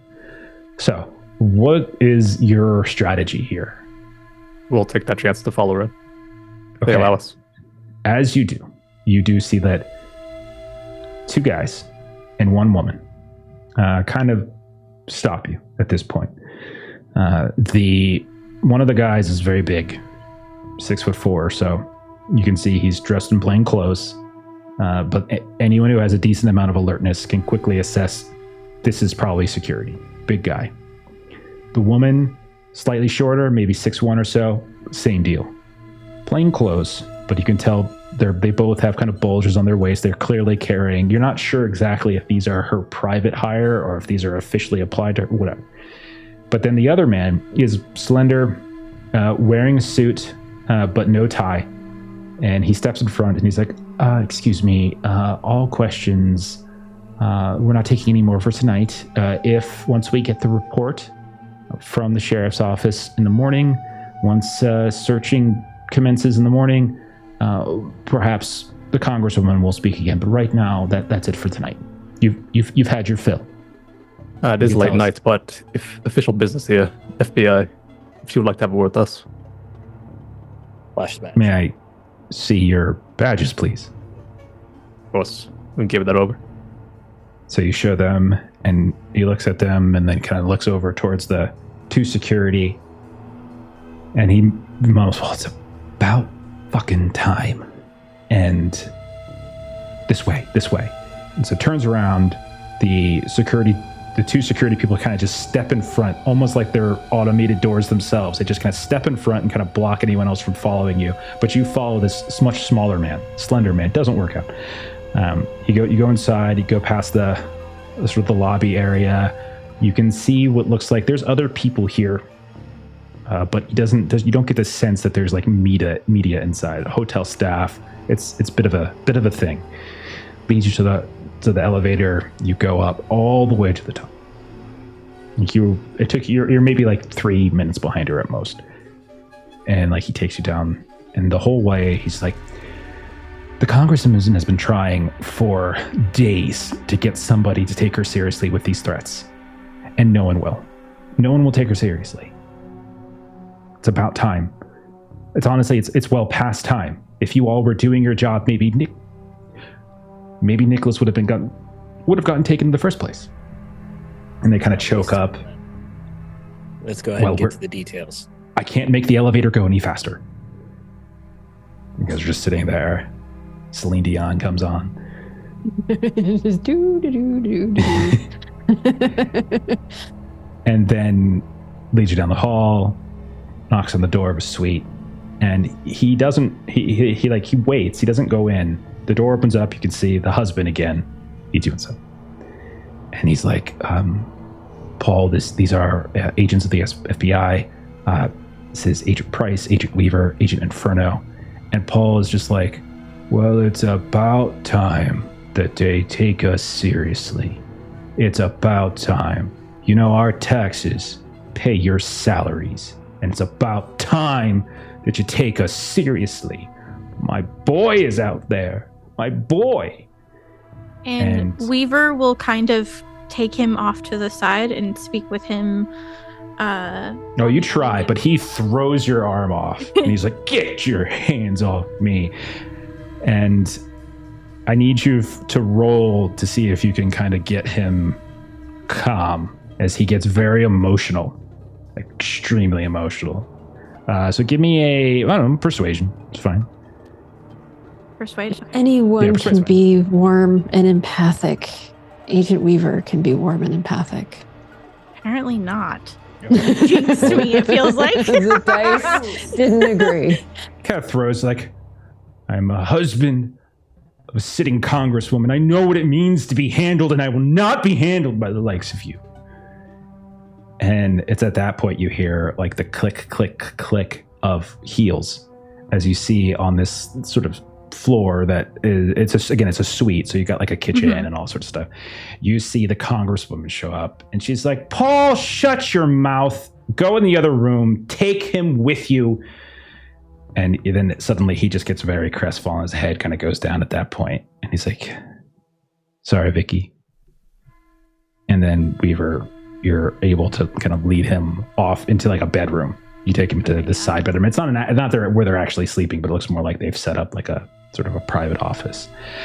And stepping forward is the guy who led you in. And he introduces you to Victoria Karras. And she says, it's about time. We're here. We're ready to work. What information can you give us? We've already been up to date with the sheriff's office.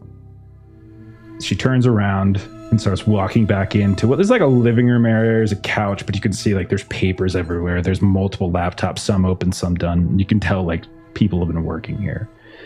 And she like, when she doesn't hear you following, she turns around and she says, come. I follow. Okay.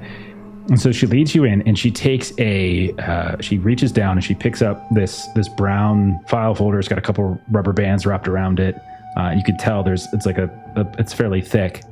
And she said, well, this is volume 1. And she comes up and smashes it into your chest. Volume 1 of what? Of every threat that we have logged in my office for the past 6 months. That's a lot. Is there something controversial that's been going on with your office recently? Why are so many people out to get you? What a great question, don't you think? I'll grab the file. I'm a congresswoman, and I'm a strong female politician in America. That intimidates a lot of people, usually a lot of people who look like you. I look at Inferno. I'll skim the first couple of pages of the book, see what even in there. Okay, so if the two of you start flipping through it, you can see that there are all sorts of like printouts and printups of emails, of what looks like transcripts of like voicemails, what looks like what's it called, physical circulars that were like sent to the office. And what you're basically getting is that there are a lot of threats against her, and some of them are all text, some of them are drawings, right? Some of them are a mix of both, and so there's quite a bit. I'll tell you what I need. Okay, so I would need. It depends on how much time. Do you want to actually sit and look through this, or do you want to talk to her first? Because going through this. Okay. You okay with that, Inferno? Yeah, that's fine. All right. So she looks up at you and she says, shouldn't you be reading that? We're going to take this to our room tonight. We won't be sleeping. We'll be poring over every detail. We'll be out in the meeting, the search party tomorrow morning. Well, what's important right now is that we get as much information from you. We have plenty of people searching that dust-filled graveyard out there. I don't need you people doing the same, okay? Those idiots can't dig through this and find the real culprit behind this, but you idiots can, okay? So that's what you're going to do. You're right, you're not sleeping tonight, but you're not we don't need more people on the searches. We need people looking through this. This is where we're gonna find my boy. Whoever's responsible for abducting him is here. And then you're gonna get your asses over to that hospital and you're gonna get that fucking kid to talk, because he knows something. That's what you're gonna do. Taking a deep breath here. She's so. Oh, I have a picture of her too. I made these a while back. This is just for us. Don't share these. Sure. Don't share these. Those of you who live in Arizona know why you're not supposed to share. I'm sorry to everybody watching. You know who this is going to look like. I think, Melissa. I do. You know exactly who this is. I know exactly. Oh goodness. Sorry, this is definitely a private moment. Did you get it? Yeah. Got it. Again, heavy-set woman, blonde hair, done up, power blazer. She is up in your biz. And she is just like yelling, and her face is getting all red. As I said, we have others talking to the boy. Can we get the recordings or data of the GPS? Did you not talk to the sheriff? That fucking sheriff. Why couldn't he have just disappeared in like Thunderbird Mountain so at least I could deal with a useful sheriff? Okay? God, these backwater freaking. I gave everything to them, but if you would like, here. And she called Sandy, bring me the GPS. And you see the guy who has been leading you. He runs off to a different room. He comes back and he literally hands you the old physical GPS. There. All right. Take a moment to read the book. Again. I don't want to tell you how to do your jobs, but explain to me how an old GPS is going to help you find the people who abducted my son a week ago. Well, people follow patterns, and he may have gone to the same spot. If we figure out where he was abducted, that'll help us find out who abducted him. I have a question for you. There is some of your son's writing where he had specific names for rock formations and things like that. No one would know your son better than you. Could you give us some insight into what these names could possibly mean? There's one that's maze, another one what was the fourth one? I forget. The birds, shrooms, gal pals, shrooms. maze, and Shrooms. Yeah, I remembered birds and gal pals, but we already got those sorted. Like we knew where they were, and I'll like, if we even have like the picture of the map, if we brought that with, I would kind of like Sure. point along where I think they are, just trying to like see if she has any insight into that. Do you have children, Agent Price? I have one. He just graduated college. Well, then you should know that a young man in college, it's a time of experimentation. I don't ask too many questions because I don't want to know the answers.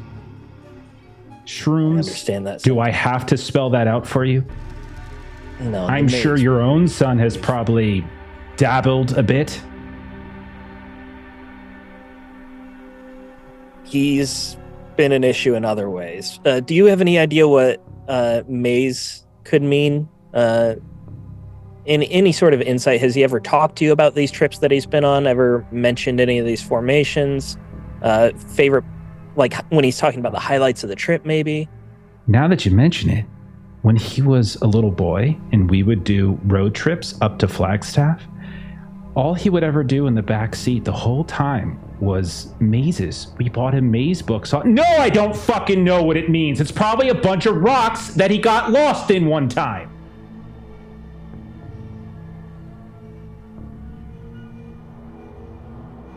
I knew where that was going, and I'm still. It went on just a little longer. I was like, oh, maybe I was wrong. Oh, no, I wasn't wrong. There it was. Well, I appreciate your insight into his personality and behaviors. This has been enlightening. This is volume 1 of the death threats. Do you have the other volumes? We'll go over them. Sandy! And you can see he runs off and comes back and he gives you another folder, roughly the same girth as that one. What's the last thing Nicholas told you? The last thing he told me, bye, Mom. He's been doing these trips since he has been in college. Every year, he takes friends. They drive up here, they go hiking, they go to Vegas, and they come back. That's what they do. And he called me up and said, Mom, I'm going. Bye, Mom. Do you have children, Agent Inferno? That can't possibly be your name. Well, it is indeed. Let me see the badge. Let me see your... Sandy, did you look at these badges? Did you confirm that these are actual agents? I'll show her nice and clear. She takes it. Are you fucking kidding me? Inferno. Your family's name is Inferno. We've been What's the hazing name him of it? about it for years. Is it pronounced differently? Inferno. Are one of these silent? Oh, you're Italian. I'm sorry. And Sandy, who is your supervisor? It's Hall. Here's a card. Sandy, can you go get their supervisor and you know what? Actually, don't even do this. Just call the Phoenix field office. Okay. Ask for Jim. Let him know it's me and see if they can figure out this Lyta Hall. I don't even know this name. Inferno. Looks fake to me.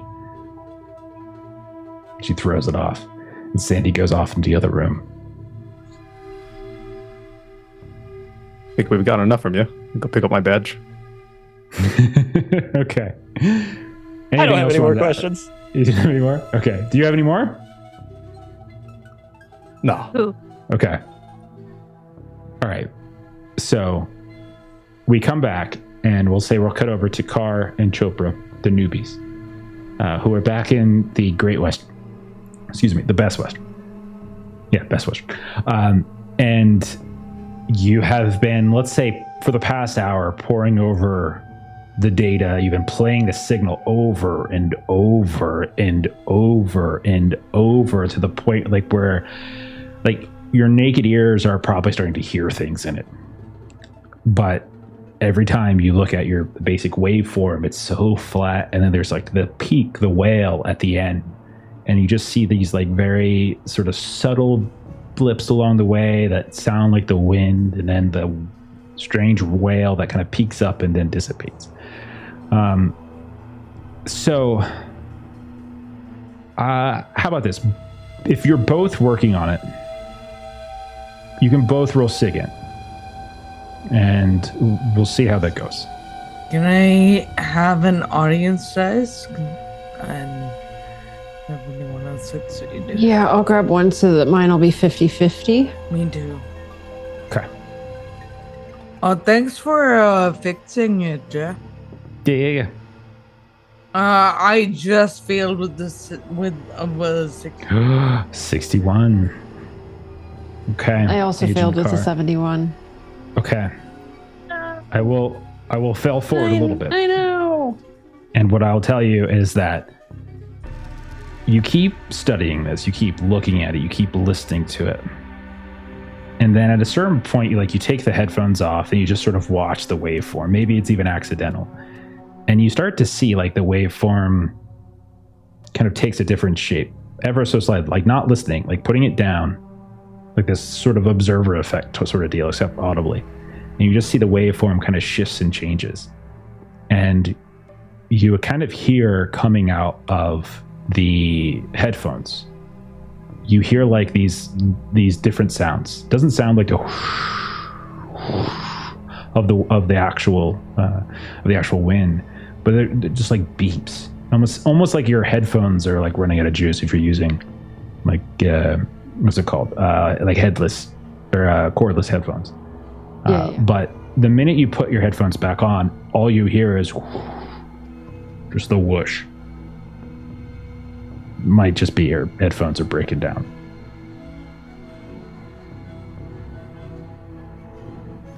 You hear that too, though, right? I do. That doesn't sound right. I don't know what's wrong with it, but there's something wrong with it. It's definitely not wind through rocks. Not just wind through rocks. Maybe that's what it is. That's when you two hear and you look over and you see to where the sound came from. The curtains have been closed, but it comes from the window. And Trevor's gonna go over the window. Go over the Sounds window. like Car's doing safe. Yeah. And you see this smudge on the window and a little tiny fluffy feather from the smudge. We'll say that you guys are on the first floor. Jesus. Again? He tried to say that it wasn't anything. This can't not be anything. I'm going to go. It wasn't anything the first time. It was fucked up the second time. It was something the third time. And you got the key. I want to go look at are we these. supposed to kill? The other ones had like a scar on them. I want to go take a look at that before anybody else. Let's go. Take a look at that.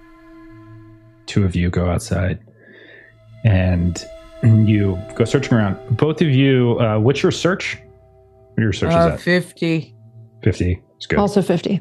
All right, yeah. Both of you are able to very quickly and easily negotiate your way around the building. A lot of the search team has started to come back, so you're seeing people coming back, groups of people in their gear and such. And you notice as you go over to where your window would be, and you look on the ground, it's desert landscaping, so it's xeriscape, rocks, etc. So there should be something there. But when you look down, you don't see anything there. You see a smudge on the window, but you don't see anything on the ground. You just see just the rock. But then you both hear thump, thump, thump, thump, thump, thump, thump, thump, thump, thump, thump. And when you look up, you can see this long row of Harley Davidsons, like dominoes, one after the other, thump, thump, thump, thump, thump, and just kind of falls over, each one into the next, into the next, into the next. It's like a dozen of these bikes just kind of fall over now. It doesn't look like they're... What the fuck? Their owners they're not standing there.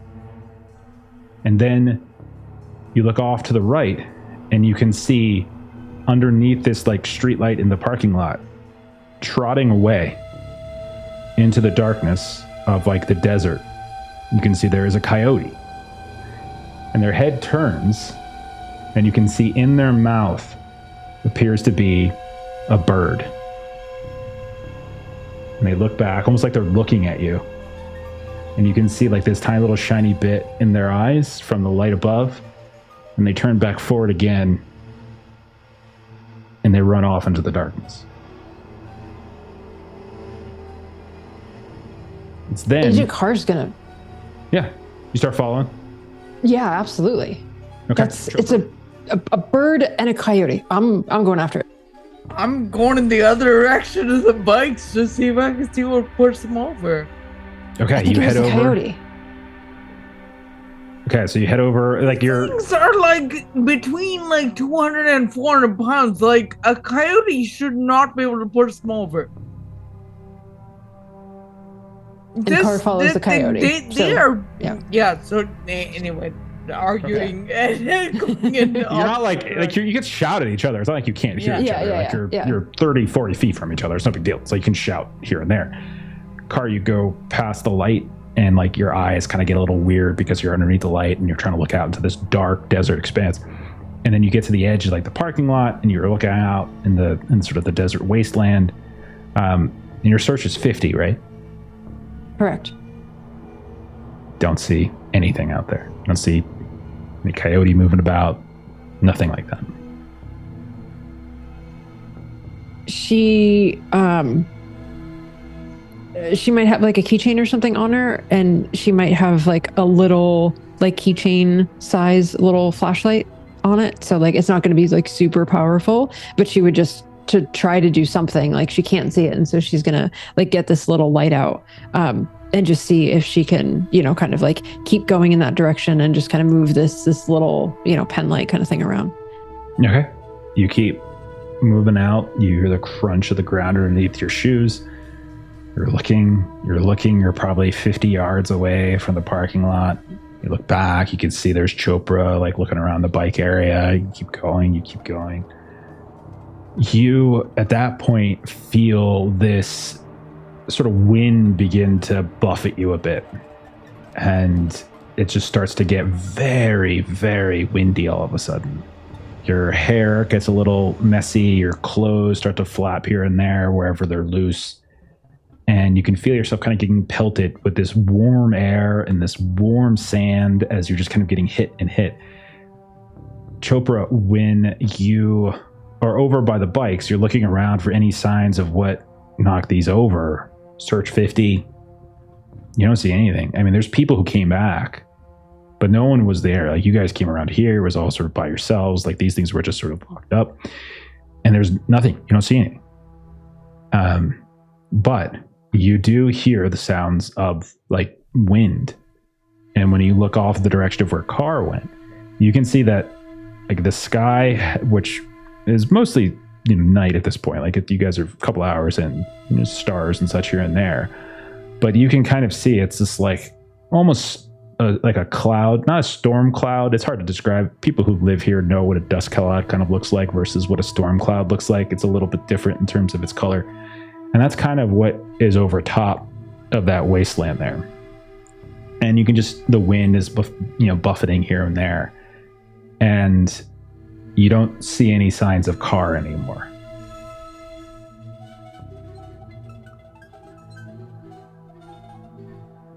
She's gonna run over to where she thought she saw Car go. You run over through the light. You're on the edge of that wasteland area. You're looking out, and you can see that there is like this sort of storm, like not storm cloud, I don't know what I should say, like a dust cloud, like a dust whirlwind kind of whipping around here and there. And finally, you do see like the little light, the pen light that Car has. But it's then you hear a vroom, vroom, and you look behind, and you see a man has climbed on top of one of the motorcycles.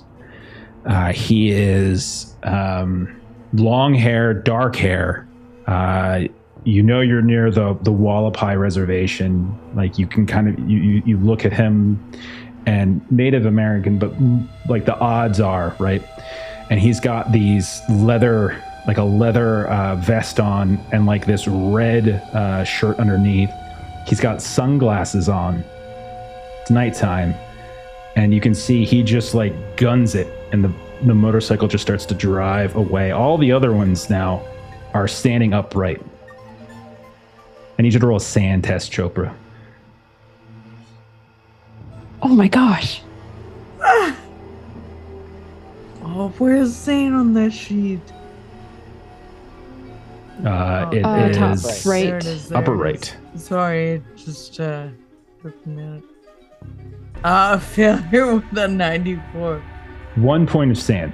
This is sort of like any one of these things alone is no big deal, but like this linking of these weird little moments like was just really odd. And would we say, like, how would Chopra be like, how would that 1 point of sand loss be sort of manifesting? It's very small, like this isn't like a major thing, but how would it look? What would she be doing? I think she doesn't trust what just happened. Like, she is sure she is mistaken in what she's seeing. So I think the sand loss manifests in her going over and trying to be like sure of what she's seeing, and just like touching and like making sure things are tangible. So she's probably going over and like fucking with the bikes in a way that she really shouldn't. Go over, you start fucking with the bikes. Roll a luck test. Yeah. You're going to knock them all over now. I really am. That's what I'm like. I think that's what's going to happen. That is a failure with a 56. And as you start to fuck with them, you fuck with them just a little too heavy, and one of them falls, and then it bumps into the next one, and then it bumps into the next one, into the next one, into the next one, until they all kind of fall over. And you hear, "What the fuck are you doing?" And Nothing. Sorry. Hey, Jerry, what? There's some fucking crazy chick out here breaking our fucking bikes. And they all kind of, you see a group of people start coming over. A couple of them are carrying what looks like, I don't know, like Kentucky Fried Chicken buckets. I'm sorry. And so they're coming over. They're like, what the fuck is wrong with you? You know how much these things fucking cost? I don't. I'm sorry. Let me help bandage. to try and help, like, Stan, like, listen, I can help you. I can help you tune them up. I can't get the scratches out, but I can tune up the edges of that one. I knew the steering is loose out of the factory. I can tighten that up right now. That one, I know the shunt wears out after a few years. I can help you replace that right now. Roll a luck test. Another one. Oh, please roll well. Please roll well. I haven't Please roll passed poorly. a single I think luck fails test are way tonight. more interesting. They're way more fun. Oh. I haven't passed a single one. That was my first one, 42. So one person picks up, like the ones that you're talking, like one of the ones you're saying you can fix it, pick it up, and oh, it's fine. It looks all right. And then the next person kind of picks one up. Yeah, this is fine. It's all right. No, it's good. And like one by one, they come over and they keep picking them up and kind of inspecting the bikes. And like every single one after the other, like there's no damage, no scrapes, no scratches, no dents. Everything's fine. Okay, that is very weird and very unexpected. And so I think she's resisting the urge to like touch it, but she's looking at them very suspiciously. Okay. They are looking at you very suspiciously, having just Sure, witnessed you sure. knock their bites down. So Sure. Sure. She get the should fuck out of probably- here before you knock them over again. All right. Fine. Sorry. I Okay. really like all of your bikes. Sorry. Get the fuck out of here. And so everything's fine. Agent Carr, you get buffeted by wind and dirt, and you're kind of in this little sandstorm, localized. Eventually it fades, and you look around, still no signs of the coyote. You hear voices yelling. You look back, and you see there's Chopra trying to like calm down this gang of like 12 bikers who are carrying Kentucky Fried Chicken buckets and look very upset. Oh gosh. Oh, and so she'll put her keys in her pocket and she'll just kind of go jogging over, and she's just sort of looking back behind her as she's running, and she's still just like, I'm sorry, gentlemen. So sorry. I hope all of you have a good rest of your evening. Get the fuck out of here. I don't know. Do I have to say it in Yes, of different course. fucking language? No, we're good. We're good. We're going. And Agent Carr doesn't Chopra's gone know already, like, to Agent be Chopra clear. well, so like there's no hand on the shoulder kind of a thing. We're just sort of like moving. Okay. What was going on? Just like coyote shouldn't have been able to knock bikes over. Like that, those are not made to be, and especially if they've got the stands down, they're not made to fall over if something just bumps into them accidentally. So What are you talking about falling over? What fell over? the fucking bikes, all of those bikes fell over. And you said it was the coyote, and you know, if it was the coyote, it was fucking strong ass coyote. So the coyote had the bird in its mouth and just ran off. And it's dark. I couldn't find it. And she just sort of looks out. I was looking at the bikes, and then they were knocked over, and then they weren't knocked over, and then I knocked them over. Wait, they weren't knocked over? But that... You saw them knocked over too, right? You saw them. Handler, did I see them knocked over? I don't Did know they what the look fuck knocked you over to two are me? talking about. Like, Stop it, Jack. what bikes? Drag them birds. You're in Arizona right now? Keith, girl What are you boss. talking about? I asked you to roll for Oh. initiative. What the fuck? Okay.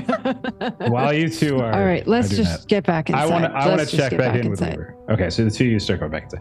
Let's check back with Weaver. Weaver, while Inferno and Price were having their time with the Congresswoman, you are in a room with her husband, who is very distraught. You can tell he seems genuinely emotionally distraught. Are you doing anything? Yeah, she would be asking for his side of things. So have you noticed anything strange at home? Has your son mentioned anything that he's encountered to you regarding these threats to your wife? No, I mean, he doesn't live with us anymore. He lives off campus. Like him and Jeremy, they got an apartment together and all that, and I mean, he's just a college student, like, I don't know. And like him and Anne, like they were together, and then they're not together, and then they are together. I don't know, young people. Why is it so hard just to say girlfriend and boyfriend? Why is that a bad thing? Like, why is that a thing? Now we got all these different terms for everything. Like, you don't want to put labels on it. Well, you put labels so you know what it is. If you don't know what it is, then how do you find it? I don't know. But don't tell my wife this. Okay. And the two of them, they're, like I said, they're young. Mm-hmm. Young people, college, Arizona State. I don't have to tell you the types of things that these people do. I got it, yeah. A couple months back, Nick comes to me, tells me, Dad, I fucked up. And I said, Nick, you've been fucking up your whole life, but I'm here every time. And then he tells me, Anne's pregnant. So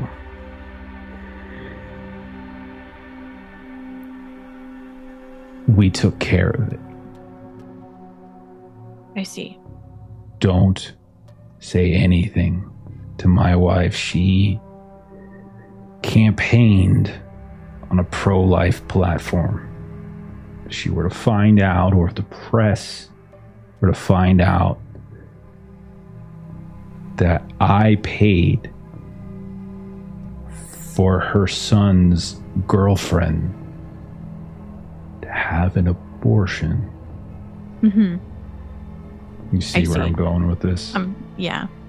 I don't think it has anything to do with anything. But I do know that things weren't great between them, and he was hoping this trip might rekindle something. He doesn't really confide in his mother much. I understand. Anyhow. Do you know if perhaps her parent knew? I didn't tell them. It's not my business whether she did or not. I don't know. I just told Nick that we'll support him however, whatever decision that they wanted to make, I would support it. And if they needed the money, I have my own accounts. And Gotcha. I don't know anything beyond that. But they don't like Nick. It's really, they don't like my wife, so they don't like Nick. Gotcha. Do you have access to any of Nick's social media profiles? Like his passwords and things? No, he doesn't share those with me. No. Okay. He hasn't used Facebook in a couple years, I think. Okay, I know. I just He's too wasn't young sure for Facebook. if you had him Yes. added on anything and followed his public posts. I'm not. I don't really understand how all of that works. Understood. He's too old for Facebook. He's like 50, 55, somewhere in that range. They'll use cassette tapes. You get along with 65-year-old Agent Price. You hear a lot of like yelling in the other room, and you can see it doesn't even faze him. He's just so used to it. You can just tell. Yeah. Okay. He looks at you. He looks at you really earnestly, and you can tell like he looks really tired. And he says, "You're gonna help find my boy, right? Whatever that means." I'm gonna use whatever resources I can. Yeah.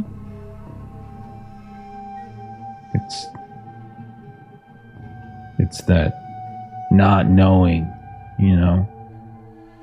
My wife, she's just as upset as I am, but she processes it differently. She always says any sign of weakness, and then the press will have a field day. Her son's missing. If there's any time to show a crack, now is the time. But no. Once all of you leave, Sandy included, then we cry together for an hour and fall asleep. All I'm saying is just don't judge her too harshly. Okay. She's lucky to have you, as you know, you guys have each other to support each other. That's nice of you to say, but politics has a way of sterilizing a relationship.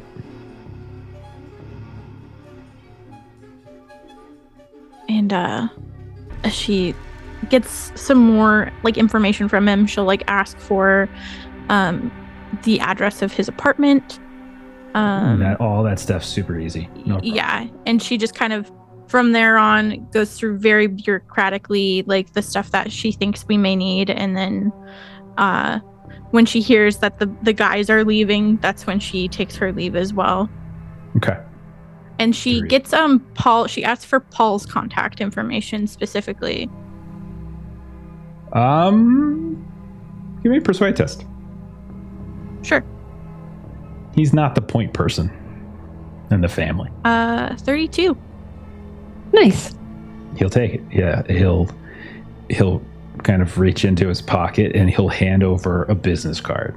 But it's like it's like an old one. You can tell whatever he used to do, and apparently he was like a golf pro, and it's like a Scottsdale, country club kind of deal. And he hands it over, and like, day or night, if you find out anything, please.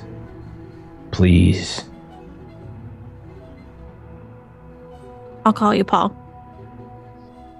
So, 3 of you leave, or do you want to ask the Congresswoman any questions? Still, I'm good. I don't want Okay. to talk to her again. Okay, so the 3 of you leave. The mother of Anne is here, right? Or All of the families are here. The parents of Jeremy Benton have been staying. They haven't left the hospital apparently. yeah. So they're at the hospital, but the rest of the families. So the name, you have all the names, so that's not a problem. So there's Jack and Sharon Delaney, which is they're Anne's parents. Emilio and Juanita Hernandez is Emily's parents. Paul and Victoria, and then there's Kim Poling, which is the mother of Michael Thompson. Dad doesn't appear to be in the picture. Poling is her maiden. Thompson is his dad's name. So you would have all of that in your background material and the kids. That's easy enough to find. Like it would have probably been in the file that you got from Agent Hall. Around what time is it? You guys talked for a little bit. I mean, it's probably like 10 o'clock. Okay. Considering the circumstances, she would still want to go talk with Jack and Sharon Delaney. Okay. All right. So Inferno, Price, do you all three of you go? I'll wait in the lobby. Okay. Do you want to like flip through some of the materials? Yeah. Okay. Price, do you go with Weaver? I think I'll talk, yeah. Okay, so the two of you go knock on the Delaney's door and see if you can get a conversation. Inferno, you got in the lobby and you start going through some of the papers and such. You might even be able to, if you want, like get the hotel, flash your badge, get like a private area to start flipping through some things. I want to go back though to the motel, to Carr and Chopra. You coming down the hall. What are your alertnesses? What do you have for alertness? That is a great question. 50. 60. Both of you notice your door is open. Like just a crack. You can see it from a distance. Car? And Carr quickly scans the hallway for any doors that might be opening, anything. Here's some voices here and there. It looks like some people are back. Some TVs are playing. Someone maybe you could see comes down from like the concession. They're carrying a couple cans of like Coke and Sprite products and stuff like that. And don't even pay attention to you. And they just kind of like, knock on the door with their foot and someone lets them in. Pretty usual sort of behavior in a motel. But dude, do you have your gun? Can you do that cop thing? Yeah. So Carr, I would say, she looks around to make sure that no one is looking at her. And there's people in the hallway. So the door is open, and so she's gonna kind of get Agent Chopra kind of behind her. So there's like the doorway. She's on the same wall as the doorway, and she's sort of pushing Agent Chopra to the other side of her. And so she is going to very quickly kind of like kick the door in and enter into the room. Okay. Kick the door in. Slams against the side as you come in. Everything initially looks normal. Beds, table, laptop up, all your equipment laid out, sprawled here and there. Take a peek in the bathroom. Everything looks fine. Window, your curtains are mostly drawn. Maybe there's a little bit open from where you had pulled them to look. And then you... while we're doing that initial search, Chopra's first thing is to go to her duffel bag and pull out the rifle. The gun. And pull out the what? The gun they bought. Oh, okay. Rifle. So Carr kicks the door in, Chopra follows, and Carr's going to close the door behind Chopra. Okay. So that no let one me in the tell hallway you sees guys, this. let me tell you what you see before you tell me what you do. Okay. So what you see as you come in addition to all your stuff, you see sitting on the table where you left your laptop and all your recording devices, you can see that there is a dead bird that has been laid atop the keyboard of your laptop. And then you notice that the sound coming from your headphones seems to be different, even though the waveform is like on loop, on loop, on loop, on loop, and it's playing the same message over and over again. And you can kind of hear it vaguely coming out of the headphones. And then there's that dead bird on top of the keyboard. What the fuck? And so Cart closes the door. She reaches down into her ankle. And now that the door is closed, she will pull out a firearm and make sure that she looks bedroom, closet, any It's a Best Western motel room. Like you basically come in and can see everything. And you check underneath the bed, you check in the closet, like all that type of thing. You look at the bathroom, there is nothing. Like there's no one here. I'm gonna pull out the headphones so that like the sound comes out of the speakers and we can both hear it. Okay, and you hear, in addition, like you can hear like the sounds of like the things you've heard before. But then you also hear this very faint like beeping. You hear like beep beep beep beep beep beep beep beep beep beep beep, like kind of this weird series of beeps. Is it? I don't even know what I would roll for this, but it's SIGINT. And you both have what's your scores in SIGINT? You might not even have to 40? roll for this one. 40. 40 on SIGINT. My first thought is Morse code, but like I don't know if that's like a player thing or a character. No, that's fine. It's basically it's code. And so you start listening to you. Maybe you pull the plug, comes out of the shitty speaker, and you start trying to calculate it. And you realize there is a code. And it says, and you're able to figure it out. Echo 1 9. Echo 7. Echo 1 9. Echo 7. Team compromised. Installation confirmed. Entity confirmed. Reinforcements requested. Rally point Alpha. And that's where we'll go ahead and stop. We'll pick up on that in a couple of weeks. Oh my gosh. All It's Someone hear an echo? Echo. Echo. Echo. Champion for League of Legends. Okay, cool. Oh my gosh. All right. And a dead bird. You guys So many have... dead birds. I mean, that's what happens. Like, you're going to see it's all time shenanigans. You guys bought a bunch of rifles. You shot a bunch of birds in the future, and now they're coming back in time to try to attack you. Jeff just hates all flying creatures. In the last case, it was moths that were dead everywhere, and now it's dead birds. Uh-huh. There is truth to Plus, some that of demon he summoned had wings too, didn't it? I think. I didn't summon shit. That was you, buddy. Okay. You summoned that stuff. Semantics there. I didn't. He said, she said. I don't think there's any recording of it.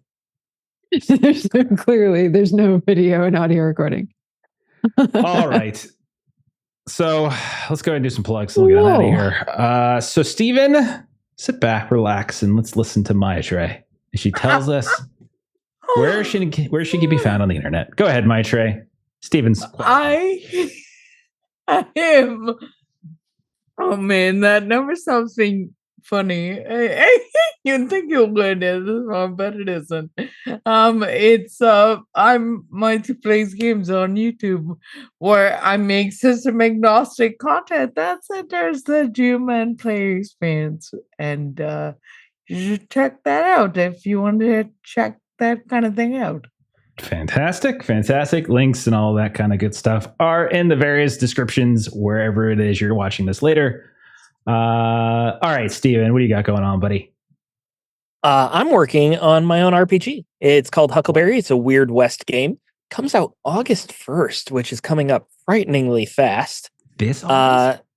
This August, yeah. And if you're at Gen Con, you should come talk to me because I'll be there premiering Huckleberry at Gen Con. The events are all sold out, but I will be there talking to everyone. And there's a chance I'll run demos even in the evening, just in the free play area. So, if you're going to be an indie, you might as well reach out. And you can do that best via the Discord. Lollygaggers have a new Discord. We all hang out there. We post fun GIFs. We post the handouts in the Discord. We have lots of fun together. Do we all hang out there? Or is there perhaps somebody who doesn't really hang out there? Go ahead, continue. We hang. I don't know which way you're facing on the overlay. On the overlay, it's too long. Yeah. Make the Discord and then boom, disappears. I'm always lurking. Okay. That's what I was about to say. He is lurking. He posts the emojis every now and then. Okay. Yeah. So we're all there, and it's a lot of fun. So join the Discord, click the thumbs up to accept the rules. If you want to learn more about Huckleberry, click the little cowboy hat too. Cool. That's all I got. Fantastic, man. Fantastic. Let's see. What else we got going? Tomorrow, you can see the same crew playing Call of Cthulhu. Same kind of game, a little different, obviously. deltagreen, 1936, Mexico City. Hey, but there are birds in that one, too, that Melissa keeps seeing. So, that'll be fun. Oh, you just found some bird coops with a bunch of weird shit and stuff in it. So that's fun. Then literally Monday, weird shit. They're all the same universe for me. This is everything's happening. Monday, we've got Alien. You can see a couple of us here in that game. Tuesday, we're taking that week off. Normally would be Frontier Scum with Steven, but Steven doesn't want to play with us anymore, so he's taking the week off. And maybe the following week he'll want to play with us again. Thursday, back to Simba Room, Dark Fantasy, fantastic stuff. And then Friday, we've got Warhammer 40k Wrath and Glory, where Aaron hops into the GM seat. And that's that. So thank you for those of you who are watching this while we were streaming. Thank you to those of you who are watching this later on VOD or listening to this on the podcast feed. We're going to go ahead and raid.